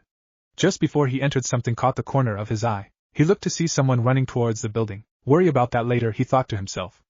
He landed in the hole just in time to see Superboy getting up. Following you is a pain, Naruto grunted. I didn't ask for your help. Superboy shouted. Oh, shut up, you piece of stocko. What did you call me? Superboy shouted as the two began bumping heads. You heard me. The two growled at each other as they tried to overpower the other with their heads before moving away from each other in a huff. Look, I don't like you, Naruto said bluntly. And you don't like me, Superboy nodded in agreement. But we're on this team together, Naruto said. And as long as that's a thing, then we're going to work together and take down any enemies coming our way. Superboy nodded one again. Agreed. As if on cue, something jumped into the room. Speaking of, Superboy muttered. This the thing that shot you into this building? Naruto asked rhetorically. Yep. Are we about to get our asses handed to us? Most likely. Bring it on. So you changed too? Robin said as Kid Flash ran up next to him. They were on the outskirts of Gotham City and were about to enter. You kidding? The speedster asked rhetorically. I feel naked in civvies, he explained. You still tracking the parts? They were heading through Gotham, but they veered, Robin said as he looked at his map. Wait, he muttered as he narrowed his eyes at the map. Then they widened as he realized where they were. Dude, they're at my school, he shouted in shock. Gah! Naruto grunted as he was slammed into a locker. Stocko, he hits hard, he muttered. He shook it off and got ready to charge only to get slammed into by Superboy, knocking him into a glass case of some kind. Oh my everything, he nearly whined. Shut up, Superboy grunted. You're complaining too much. Shut the frack up, you shazbot. I'm not invulnerable like you are, Naruto retorted. And don't forget it. You know what, forget the team thing, go get yourself killed. Access Captain Atom. The boys looked up in time to see an energy blast heading towards them. Naruto held his ring out and absorbed the energy. Gonna have to try harder than that, Naruto said smugly. He looked down into his ring and created something. It was machine of some sorts. He nodded at it, and the machine flew off. Access Flash. The robot ran forward and grabbed both boy. Access Superman. He lifted them up by the scruff of their necks and slammed them into each other before throwing them down the wall. Naruto rolled on the floor to catch himself. He looked up to see Superboy scowling at a picture before punching it. Wrong target, he said. Shut it. Superboy said. The clone leapt forward, but the robot grabbed the offending fist easily and kicked Superboy towards Naruto, who dodged to the side and tried to go in. Low. He created a giant arm and sent it forward. Access Martian Manhunter, the robot said, and the hand went right through him. It moved out of the construct. Access Flash. It charged forwards and sent multiple punches to the young lantern's stomach, knocking the breath out of him before kicking into another room. Naruto got up slowly. He looked to his left to see Superboy getting up himself. The robot slowly made its way towards them before staring down at them. That all you got? Superboy taunted between breaths. Yeah, Naruto agreed.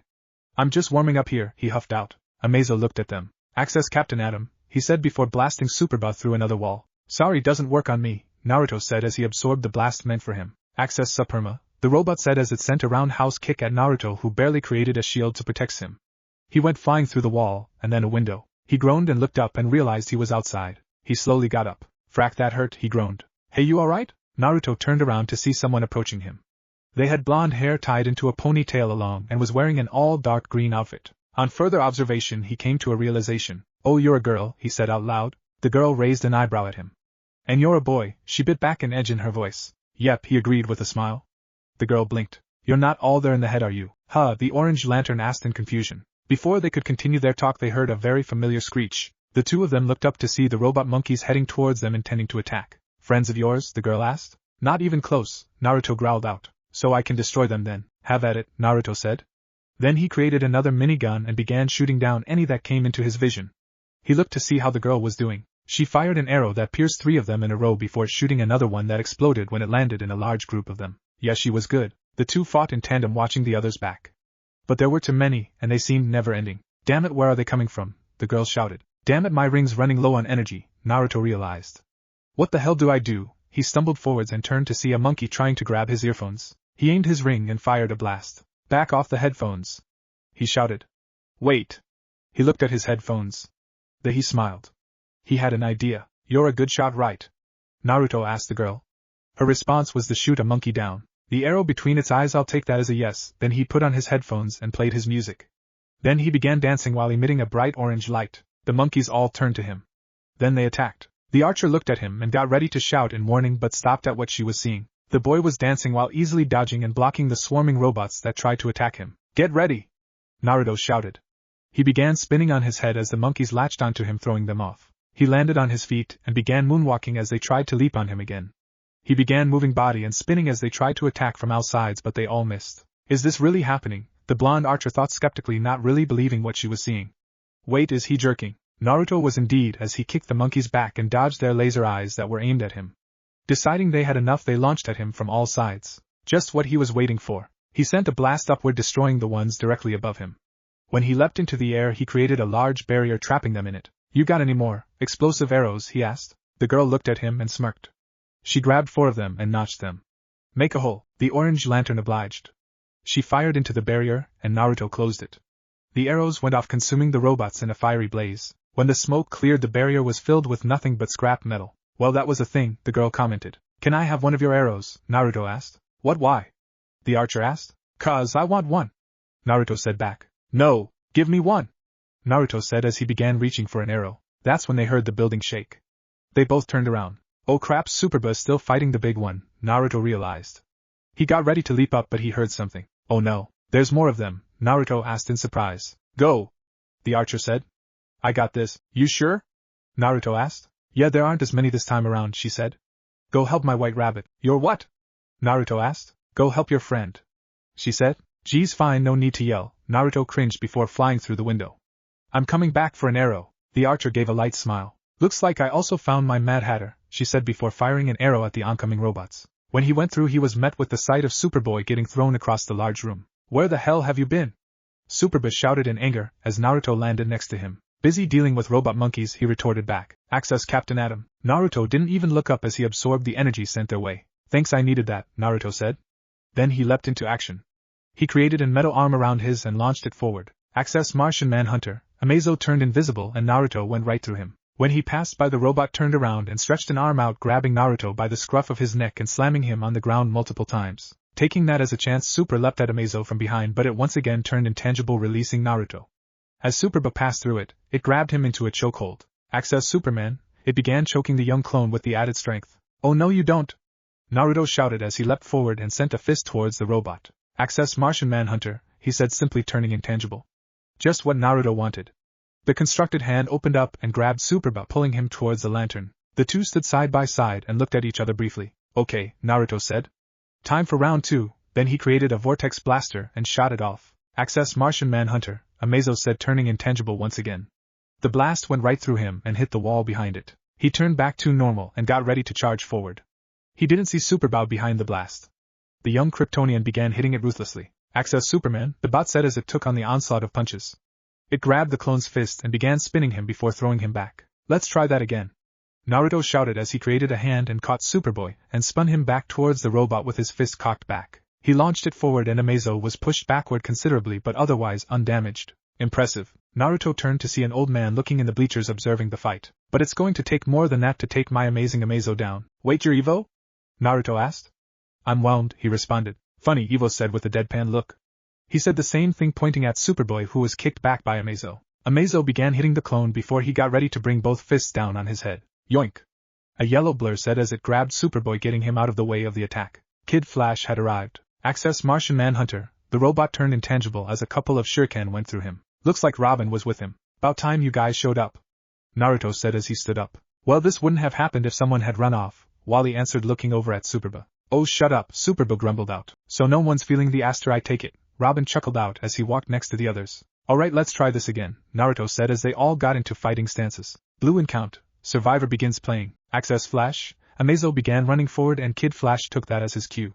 He ran forward and met the robot head on. Superboy followed him and Robin and Naruto began firing off shuriken and energy blasts to provide cover. Kid Flash, knowing he wasn't going to stand a chance in a head-on speed contest, ducked down and ran past the robot. Amazo looked up in time to see Superboy attempting to clothesline him. Access Martian Manhunter. The clone went right through him. Access Black Canary, Amazo said before jumping into the air and firing a sonic screech off, taking out all 4 of the sidekicks. It landed in front of Superboy and punched him onto the bleachers. Robin began throwing shuriken to attack, but he turned intangible once again. Access Martian Manhunter. Amazo turned around and sent out its stretched arms towards the Boy Wonder, but he managed to get out of the way. Access Red Tornado. Then it generated a tornado that made its way towards Naruto and Kid Flash. Naruto smirked. He knew how to counter this. He encased the bot in a bubble and swung him around towards Kid Flash, who had generated a tornado of his own. Unfortunately, Amazo was prepared and turned intangible as the attack made contact with him and hit Naruto instead. Oh, yawn, Evo said as he continued watching the fight. Normally, Amazo would study and mimic your abilities during battle, but what's the point? You're all such poor copies of the originals. Sorry, but I'm unique. Naruto shouted as he shot an energy blast at the evil inventor. The man screamed and ran out of the way of the blast. "I'm nobody's copy!" Superboy shouted out angrily, but there was something different. He leapt towards the other bleachers trying to slam down on Izo, but his monkeys pushed him out of the way. "Want to see what a real Kryptonian can do?" "Great," Kid Flash muttered. "He's gone ballistic again." "No, he hasn't," Naruto shouted. Then he charged forward in an attempt to attack the genius. He shot off a giant hammer and slammed it down, but Evo managed to roll out of the way. "Amazo, protect your master," Evo shouted, panic in his voice.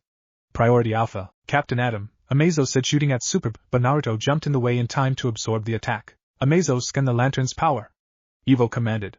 "Priority Beta." Amazo looked over at Naruto and began scanning, but he didn't get to finish. Robin threw a shuriken in front of it, creating a smoke screen. "Anyone want to play keep away?" Robin asked as he kicked Evo. Me. Kid Flash said, eagerly grabbing the inventor and throwing him just as Amazo grabbed him. "Access Superman," it said, and began crushing Kid Flash. "Aya!" The speedster cried out in pain. "Martian Manhunter!" Suddenly he let go of the young hero. Naruto looked and saw why. An arrow had been aimed at him. He looked at the window and saw her for a moment. Then he saw the machine he had created earlier. It blinked 3 times at him. He smirked. "Superman," Amazo said.